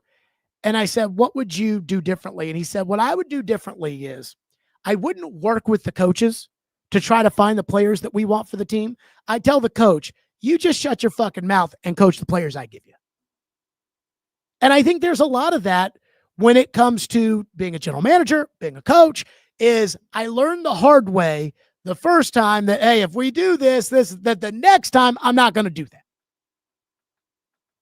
And that's where I feel like there may be something there for Matt Nagy. Arthur Smith is a guy I highlight because while it didn't work in Atlanta, I don't know how much authority Arthur had over the roster as far as putting Desmond Ridder in there and leaving him without a viable replacement if it went to shit. But Arthur Smith has coached good offense in Tennessee and winning offense in Pittsburgh with 3 different quarterbacks. I mean, he was winning games with Justin Fields at quarterback. Nobody else has been able to win games with Justin Fields at quarterback. And the Titans are a unique situation. Again, go back to that PK tweet. It feels like today's move was an Amy Adams Strunk decision, and now they're trying to figure out where they go from here. Just like when J-Rob got fired, and they were trying to figure out in that building, where do we go from here? Well, Arthur knows what he'd be getting himself into because Arthur has been here before. So those are the 2 guys that I kind of circle. But you're going to tell me Arthur was bad in Atlanta and Matt Nagy wasn't good at Chicago. And again, I know, but they weren't atrocious either. They weren't 4-19 like Brian Callahan was. A lot of Titans fans have said this. I've already seen Caroline's already mad about this, but the great John McClain, and I do love John McClain, but the great John McClain has put out there on Twitter, the Titans should hire John Gruden. John, I love you. I really do. They should not hire John Gruden. Like, guys, what are we doing here? John Gruden, really? To be the next head coach of the Tennessee Titans? John Gruden? Again, I like John Gruden on TV, and I think John Gruden's done a good job with the Barstool stuff. And if I was Arkansas, I would consider it because John Gruden with NIL money might be able to do it right in the college game. But again, that's John Gruden. And so I personally have a hard time thinking that with John Gruden that he can coach in the NFL. Secondly, John Gruden is not going to be welcomed into the NFL while he is still currently suing the NFL and apparently winning when it comes to the suing of the NFL that he's been doing. So I struggle with, and I just don't think it's going to happen, the idea of John Gruden as the coach. Arkansas, I think Arkansas could hire John Gruden. I don't think an NFL team is going to hire John Gruden. And I don't think an NFL team should hire John Gruden because I don't think John Gruden's really that good in the NFL. Again, we are keeping up with the latest as far as the Titans are concerned. Jordan Schultz said, it's my understanding that the Titans' intention as of a couple of weeks ago was to keep Brian Callahan through the end of the season and then made a decision they did not want to make with the in-season change. Sure. That means that everybody heard, yeah, we're not going to change the coach because they were listening to Brinker and Nihill. And then Amy stopped listening to Brinker and Nihill and just woke up and said, fire him. And that's, of course, what they did. We are still waiting to see who the interim head coach of the Titans is going to be. Diana Rossini says, okay, so we know it now. Titans senior offensive assistant Mike McCoy will take over as the interim head coach. That according to Diana Rossini. I'm surprised that it was that hard for them to figure out. I mean, again, I don't want to sit here and be like, I told you, but I did kind of tell you that I felt like Mike McCoy made the most sense. And I said that probably for weeks. I actually thought when they hired Mike McCoy on the coaching staff, I kind of thought, well, Callahan just hired the interim head coach because it was a lot like Mike Mularkey. The guy had experience as a head coach, and now Mularkey was coaching tight ends. This guy wasn't doing anything, but it is harder to go hire a coordinator to then be the interim head coach because now he's got to do the two jobs. With Mike McCoy, they don't really lose anything there. Nobody's changing his play caller. Nobody is changing as, who's running the defense, who's running the special teams, who's running the operation. And the other thing, and I know that this doesn't matter to a lot of people, but the Titans are kind of a joke. And so it matters to me.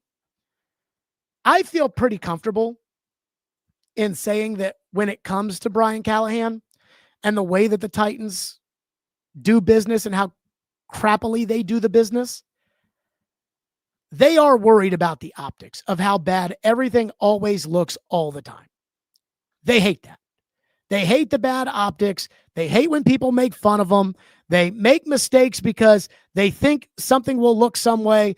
And so then they go out of their way to do it a different way. And they do a lot of stupid things because of this. Mike McCoy does have experience being a full-time head coach. And so why that is important is because they're probably just looking for somebody that'll get up there and will be able to handle the press conferences and know what they're doing just to get through the season.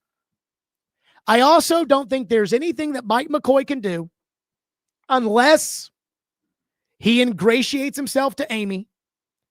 I don't think there's really anything that Mike McCoy can do that would allow him to keep the job full-time. Now, Mike Mularkey did ingratiate himself with Amy to where Amy wanted to hire him and did hire him as the head coach, even though that wasn't John Robinson's call. And John Robinson was so desperate to be the general manager that he was cool with it. I don't think Chad Brinker is going to do that. If they had made Denard Wilson the head coach and Denard Wilson had done a good job, they may have been stuck with Denard Wilson as the head coach. Not that I think they're going to do a good job, but that would be something if you're Brinker and you want to hire the next coach that could get in the way. I don't think Mike McCoy is going to be the long-term selection around here. One person says, I don't hate Arthur Smith as the next head coach of the Tennessee Titans. I actually, again, I think there's going to be a lot of people that are against Arthur just because Arthur didn't win in Atlanta. But don't we remember Arthur when he was here?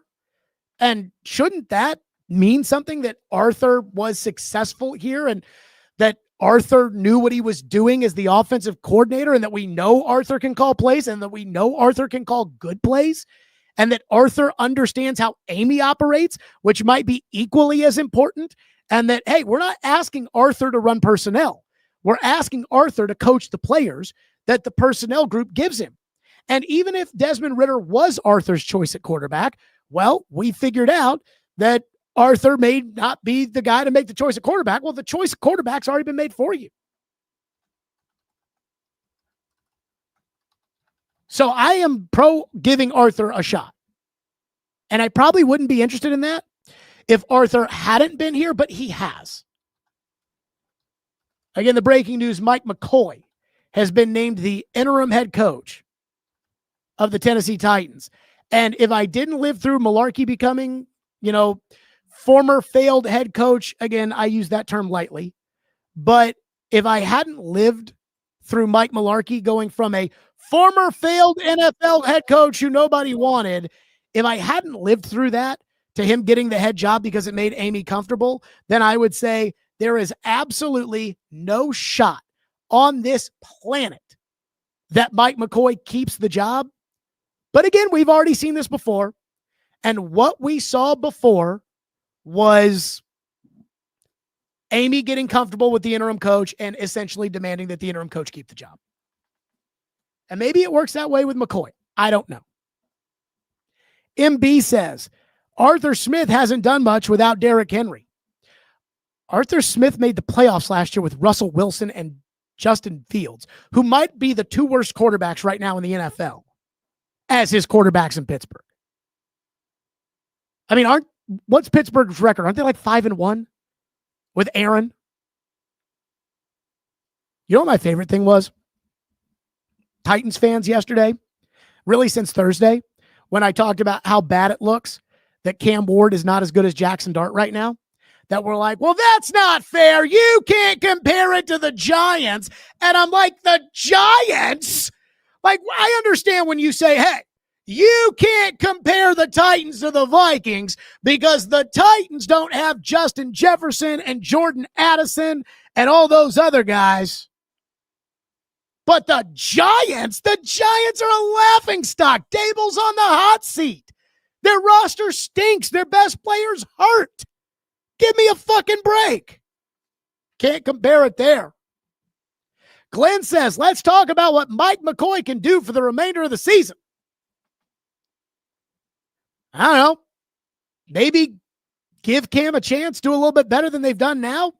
He's not going to have his own coaching staff in there.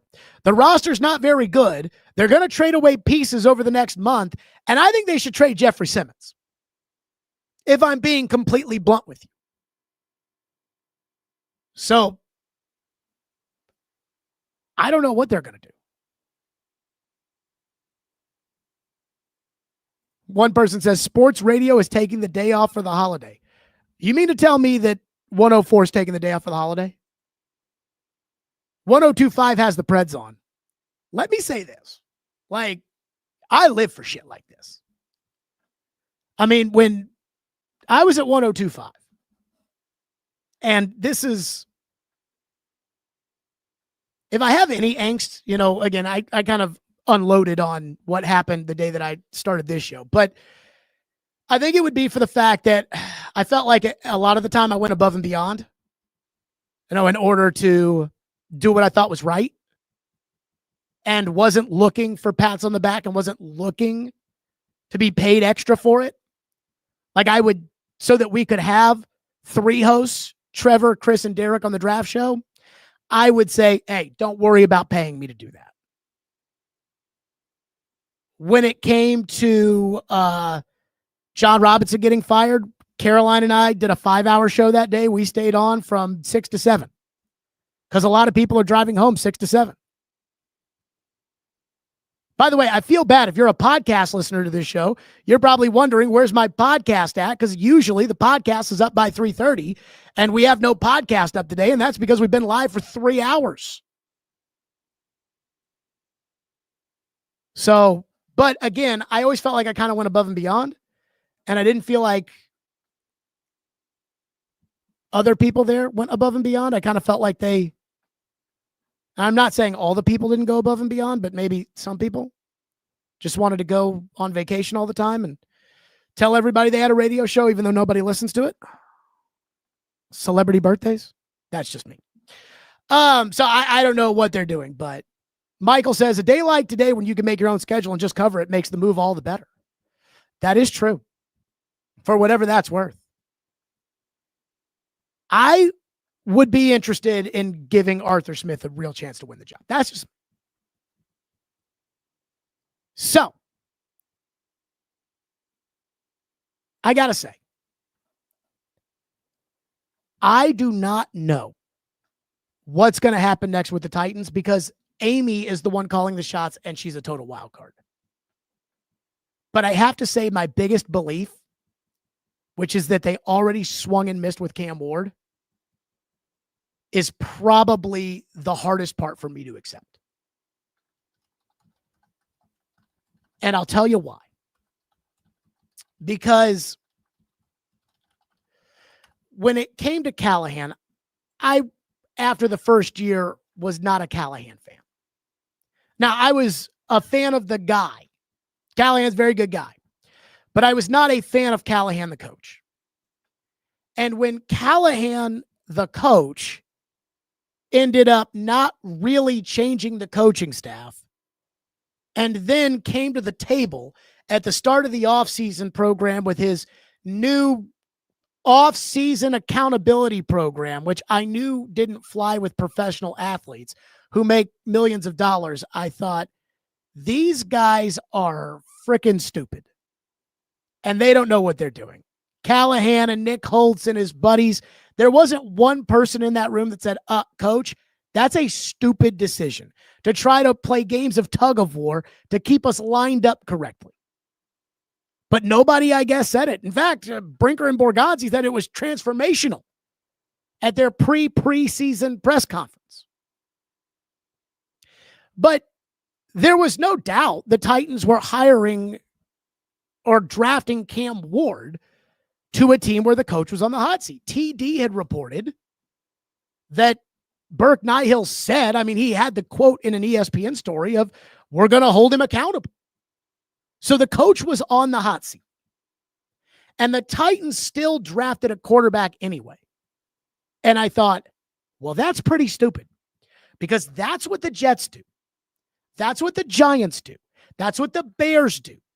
The Bears draft Justin Fields, a developmental project at quarterback, with Matt Nagy on the hot seat.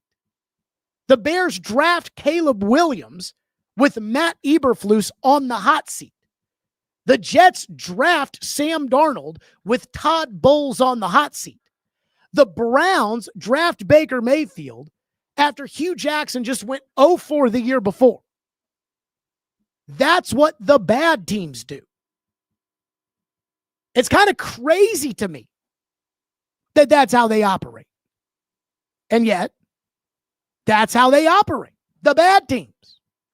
So you drafted Cam Ward onto a team that did not have a solid coach.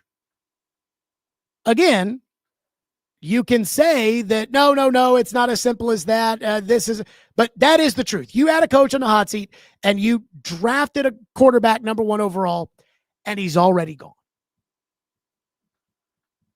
And I have to ask the question, which is, what do you think that means for the quarterback? If that's your plan, and your plan is now, this is what we're going to be.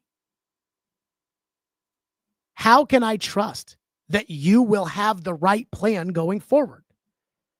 Again, this does not feel Green Bay Packer-like, which is what Chad Brinker does.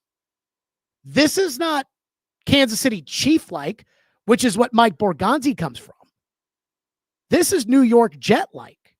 This is Chicago Bear-like. This is Cleveland Brown-like.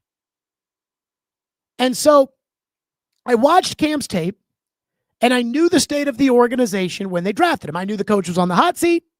I knew that they had a newly promoted president of football operations, but whom had been here before, which meant that Amy may have a quick trigger with him, and a general manager from Kansas City who we don't really know how much authority the general manager has.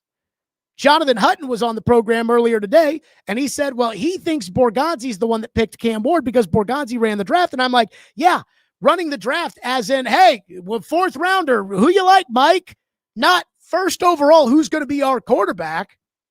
Maybe it was Borgonzi that wanted Ward, and Brinker said, hey, if Borgonzi wants him, I want him. And Amy said, if Borgonzi wants him and Brinker want him, I want him. But I can't be certain of that with the Titans, with the too many cooks in the kitchen Titans. So I knew the state of the organization. and I watched Cam Ward's tape. And when I watched Cam Ward's tape, I walked away from it saying, that is a first-round talent. Great arm fluidity, solid athlete. He was big enough. Now, he wasn't big enough for me. I like 6'4", but 6'2", you can live with 6'2" in the NFL. You probably can't live with 5'9". I know there are some, outliers, but number one overall, you don't want outliers. You want guys that meet the description. But the talent was not number one overall-esque. It was not Joe Burrow's talent. It was not Trevor Lawrence's talent. It was not Andrew Luck's talent. It wasn't even Jaden Daniels or Drake May's talent. And quite frankly, I don't even think that it was really all that close. I think he was closer to Will Levis as a prospect than he was to Joe Burrow or Trevor Lawrence or Caleb Williams as a prospect. And everybody tried to tell you that. Rick Spielman said on his podcast before he left to go work for the Jets that his evaluation of Cam Ward was a better version of Tyrod Taylor. So the Titans are overdrafting a quarterback, number one overall, with a coach on the hot seat. And I had to be wrong about something in order for this to work. I don't trust Brinker. Borgonzi's a rookie, but I don't know how much authority he has. Cam's talented, but he's not talented enough to be a superstar quarterback, and I don't think he's good enough to beat Joe Burrow or Peyton Manning, where he can go to a team with organizational flaws and overcome them because he's so good and he's such an alpha. And they've got a head coach who they might fire who thinks he's so smart and his coaching staff is so good that he doesn't make major changes. So I said, I have to be wrong about something. Either Cam is a more accurate passer than I think he is, or Callahan is a better coach than I thought he was, or Mike Borgonzi was running the Titans as the general manager, building up the roster, and he knew what he was doing, or this thing was going to end the way that the Jets operations end, the way that the Bears operations end, the way that the Browns operations end, and not what everybody wanted, which is where Kansas City is, where Buffalo is, where Green Bay is, where Baltimore is. And I knew I had to be wrong about something in order for it to work. And so far, I've been right. And that's the sad part. Because I was right about Callahan, and I was right about the Pee Wee program, and I was right about the coaching staff, and I was right that you don't need to bring a number one pick rookie in here.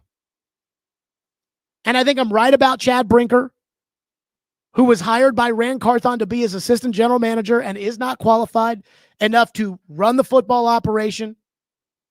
And he speaks in word salads and bullshit when he gets up there and he does his media availabilities and he talks to people and he makes it sound like he's smart, but I haven't seen a lot of football smarts out of Chad Brinker.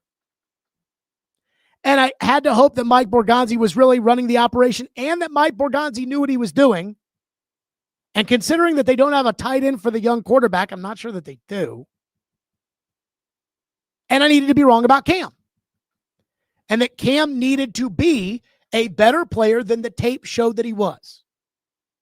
That even though when I watched his tape, I didn't see Jaden Daniels, he needed to be Jaden Daniels. Well, I've seen 6 games. He's not Jaden Daniels. That doesn't mean that Cam sucks and can't play in the NFL. I don't think that he sucks and can't play in the NFL, but I don't think he's Jaden Daniels. Again, I think he is closer to Will Levis as a prospect quarterback than he is to Jaden Daniels. So, what does that mean about what happens going forward?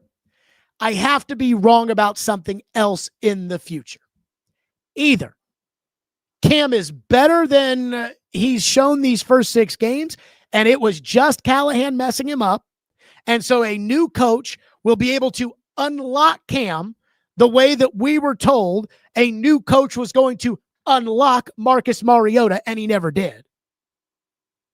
Or Chad Brinker and Mike Borgonzi have to be smart enough football people to identify the next great coach who can take a project in Cam Ward and bring him along while he's playing quarterback, not while he's sitting on the bench, because that horse has left the barn, and can develop him while he's playing quarterback in spite of his shortcomings. And when your accuracy is a shortcoming, that's pretty bad. And I don't trust Brinker or Borgonzi to know the right thing to do, because I don't think they've done the right thing in setting this whole program up for Cam Ward from the very beginning. Or Cam has to be just a much better player than he's shown so far. But why would I bank on the fact that Cam is a much better player when in 6 games, I saw Cam yesterday not protect the football, not take care of his football team? How can I have faith that Amy Adams Strunk, who fucked up when she fired John Robinson in the middle of the season, who fucked up when she hired Rand Carthon to work with Mike Vrabel, even though Mike Vrabel had no respect for Rand Carthon, who fucked up when she promoted Rand Carthon and fired Mike Vrabel, who fucked up when she kept Brian Callahan on as coach and promoted Chad Brinker, and who, again, today just decided to fire the coach with no plan in place as to where they were going to go from here. How can I trust Amy Adams Strunk to get it right? How can I trust Chad Brinker to get it right? So you tell me why I should have any faith that Cam isn't going to be a bust. And when you say to me, it takes time at quarterback, Jared, look at Baker Mayfield. Yeah, Baker Mayfield got dumped by multiple teams. And Baker Mayfield took 6 years to pop as a quarterback. You're not going to give Cam 6 years. Sam Darnold took 6 years, 7 years to pop. You're not going to give Cam 7 years. And if you want him to become Sam Darnold or Daniel Jones, or you're moving the goalposts, because you told me you wanted Mahomes. And Mahomes is not Sam Darnold or Daniel Jones. Mahomes is an elite quarterback. So Cam has to become Mahomes in order for this to work. And I don't have any faith in it. And I think the other thing that bothers me about the way the Titans have done this is the arrogance of the organization. That we're going to bring Cam in, and we're not going to give him a tight end, and we're going to have a bunch of number 3 receivers in Calvin Ridley, and we're going to run the ball with Julius Chestnut, and we're going to bring back all the coaches who were terrible last year, and we're going to put Cam out there, and it's going to work. When Kansas City wasn't that arrogant when they drafted Mahomes. Andy Reid took him and said he's going to go on the bench because he's not ready. He's going to the bench because he's not ready. The Titans didn't say that. I keep going back to that Borgonzi thing about having to have a plan for the quarterback, because he was asked about that at the beginning of training camp. You know, hey, you said have to have a plan as far as the quarterback was concerned. And I'm like, so what was the plan here? If you have to have a plan for a young quarterback, can you enlighten me and tell me what the plan for this young quarterback was? Was the plan to stick him out there, get his ass kicked, have him turn the ball over, and then fire the coach 7 games into it? This was Mike Borgonzi from, I believe, January. I believe this was at the Senior Bowl. This was Mike Borgonzi on SiriusXM NFL radio talking about the plan. Talked about a plan for a rookie quarterback. Excuse me, this was not for the Senior Bowl. This was after the draft. This is what Mike Borgonzi said about the plan for the rookie quarterback. What is that plan in terms of I know you work with Brian on that, but what is the plan in terms of reps and alignment and work? Yeah, we've had a lot of discussions with Brian about that, and I think as we head into the off season here, you know, like I said, it's going to be a competition, and these guys are going to get, equal amount of reps right at the beginning, and they'll separate themselves here as we head into training camp. But the idea here is to, have competition in the room, and Brian and his staff, as we go through the offseason, get into training camp, I'm sure the reps will change at some point, when people separate themselves. Okay, so that was the plan, was competition. There was no competition. The job was Cam Ward's job. So, do you have a plan? This was Mike Borgonzi at the Senior Bowl when talking about having a plan for the quarterback. This is from SiriusXM NFL Radio. What did you learn during the research of Pat Mahomes, followed by the acquisition of Pat Mahomes, sitting him for basically a year outside the last game of the year, and just the development of the player? I know I'm good friends with Brad Childress. He was there then. Yep. And I just, I think those are the things that help all of us become better at what we want to do. Just a little bit on the Mahomes journey as you saw it. Yeah, you have to have a plan. I think that's the biggest thing when you draft one of these guys, and we certainly had a plan in Kansas City. We were blessed to have Alex Smith there at the time, and he kind of took him under his wing. But, there was temptations there to play him early on because, he's just the physical talent that he has. But I think it's important as an organization to be aligned and having a plan for that quarterback when you bring him in. And some of these guys are ready to play right away, but you have to have a plan coming in and evaluate them through OTAs and training camp to see if they're ready to play.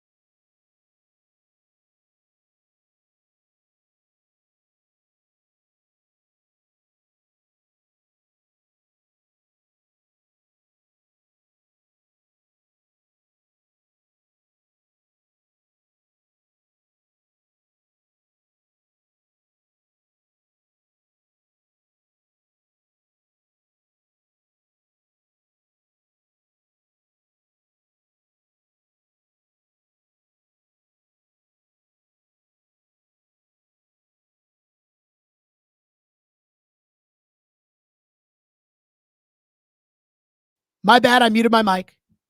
So, again, I have to ask, what's the plan? What is the plan? I know I see, no sound, whatever. I muted my mic because I took a drink of this day-old Pepsi Zero Sugar Wild Cherry. And as I took a drink of that, I muted the mic so you wouldn't hear it, and then I forgot that I muted the mic. So that's on me.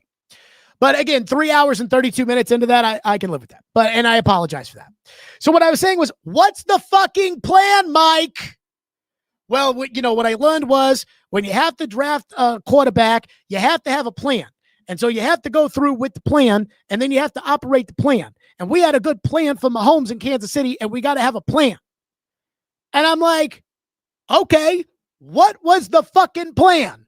Because again, all these shitty teams do the same thing. They go out and they draft a quarterback, and he might be the 10th best player in the draft, but they'll draft him number 3 because we need a quarterback. And we're too good for Sam Darnold, and we're too good for Daniel Jones, and we're too good for Mac Jones, and we're too good for all these quarterbacks we think are beneath us who are actually better than the guy we're about to draft, but that's because we're too fucking stupid to be able to run the operation. So we're going to draft him, and then we're going to put him out there with that same shitty team that got us the number 1 pick in the first place, and with the same shitty coach that got us the number 1 pick last year. That's the plan. We're going to overdraft a quarterback who ESPN polled scouts, executives, and analysts about how they'd rank these guys coming out, and he was not ahead of Mac Jones coming out, and he was not ahead of Justin Fields, and he was not ahead of Anthony Richardson, and he was not ahead of almost anybody except for Kenny Pickett, who had been drafted in the first round over the last 5 years. We're going to stick him out there and say, good luck, buddy. That's what they did. That's what they did. And the general manager kept saying, plan, plan, plan, plan. What's the plan? Not going to tell you the plan. Okay. Well, it's 7 games and it doesn't look like you got a plan. So how, as a Titan fan, can I have any faith in this?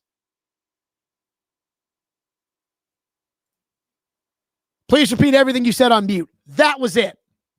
Although maybe a little bit more animated. What's the plan, Mike? What's the plan, Chad? And you know the answer to that, by the way. They have no plan. Boy, the YouTube chat really wants Mike McCarthy. I mean, look, Mike McCarthy won in some really unique circumstances. Green Bay is a very unique situation in the NFL, and he won there. Didn't win as much as he probably should have, but he did win. And Dallas, very unique situation, and he did win there. Probably not as much as he should have, but he did win. So if you guys want to say, all right, let's see what Mike McCarthy can do as coach, I mean, at least he's got experience on how to run a team, which Brian Callahan clearly did not, was in over his head. But I'm not, again, I don't view Mike McCarthy as the savior of the Titans. I think he's better than Callahan. Is he the best you can do? And again, I don't know Mike McCarthy. So it would be hard for me to say, yeah, Mike McCarthy, he's got everything you need in a head coach, or not. Nick says, back up the Brinks truck from McCarthy. He is a winner and a Super Bowl champion. Are we too good for that? Again, just because you won a Super Bowl doesn't necessarily mean that you're a great coach. And I know that that's kind of the line of demarcation here is Super Bowl. Well, Belichick won a bunch of Super Bowls. You want to go bring him in here? No, you do not. Doug Peterson won a Super Bowl. I'd rather have Doug Peterson as the coach than McCarthy, but I'm not a fan of either guy. Person said, I think Sean and Tomlin are great. I also think they underachieve, but very legit. I like McCarthy. I'll take the stability. You're not getting Sean or Tomlin. Okay, here's what I think I want to do. I think I'm going to wrap this up here with today's Stillman and Company presented by Hiller Plumbing, Heating, Cooling, and Electrical. But I want everybody to know this. First of all, hit that like, hit that subscribe. We have got a ton of people watching right now. We've had a ton of people all day. And I mean, even now, we still have a shitload of people watching. But I've been on for 3.5 hours straight. So here's what I suggest. Hit the like, hit the subscribe, hit the notify me. Because if we have something new from the Titans today, I will be live. I will hop on immediately and we will go to it. And if there is a press conference today, I will either go to the press conference and then go live immediately after the press conference, or I will not go to the press conference and will go live immediately after the press conference. So hit that like, hit that subscribe, and hit the notify me because we may not be done today. And as this person says, liking and subscribing is free. So is notifying people. Help Jared out. Again, I just went 3 hours, 37 minutes. So I'm going to take a little bit of a break, follow the latest, maybe do some calling around. If something new happens, or if I hear something, we'll go live again today. Stillman and Company. Like and subscribe everywhere you get your podcasts. Again, Brian Callahan out, Mike McCoy in. Not sure how much of a difference it makes. It sounds like Amy just went Leroy Jenkins again today. And by the way, it's Mike Vrabel week. Stillman and Company. We'll see everybody soon.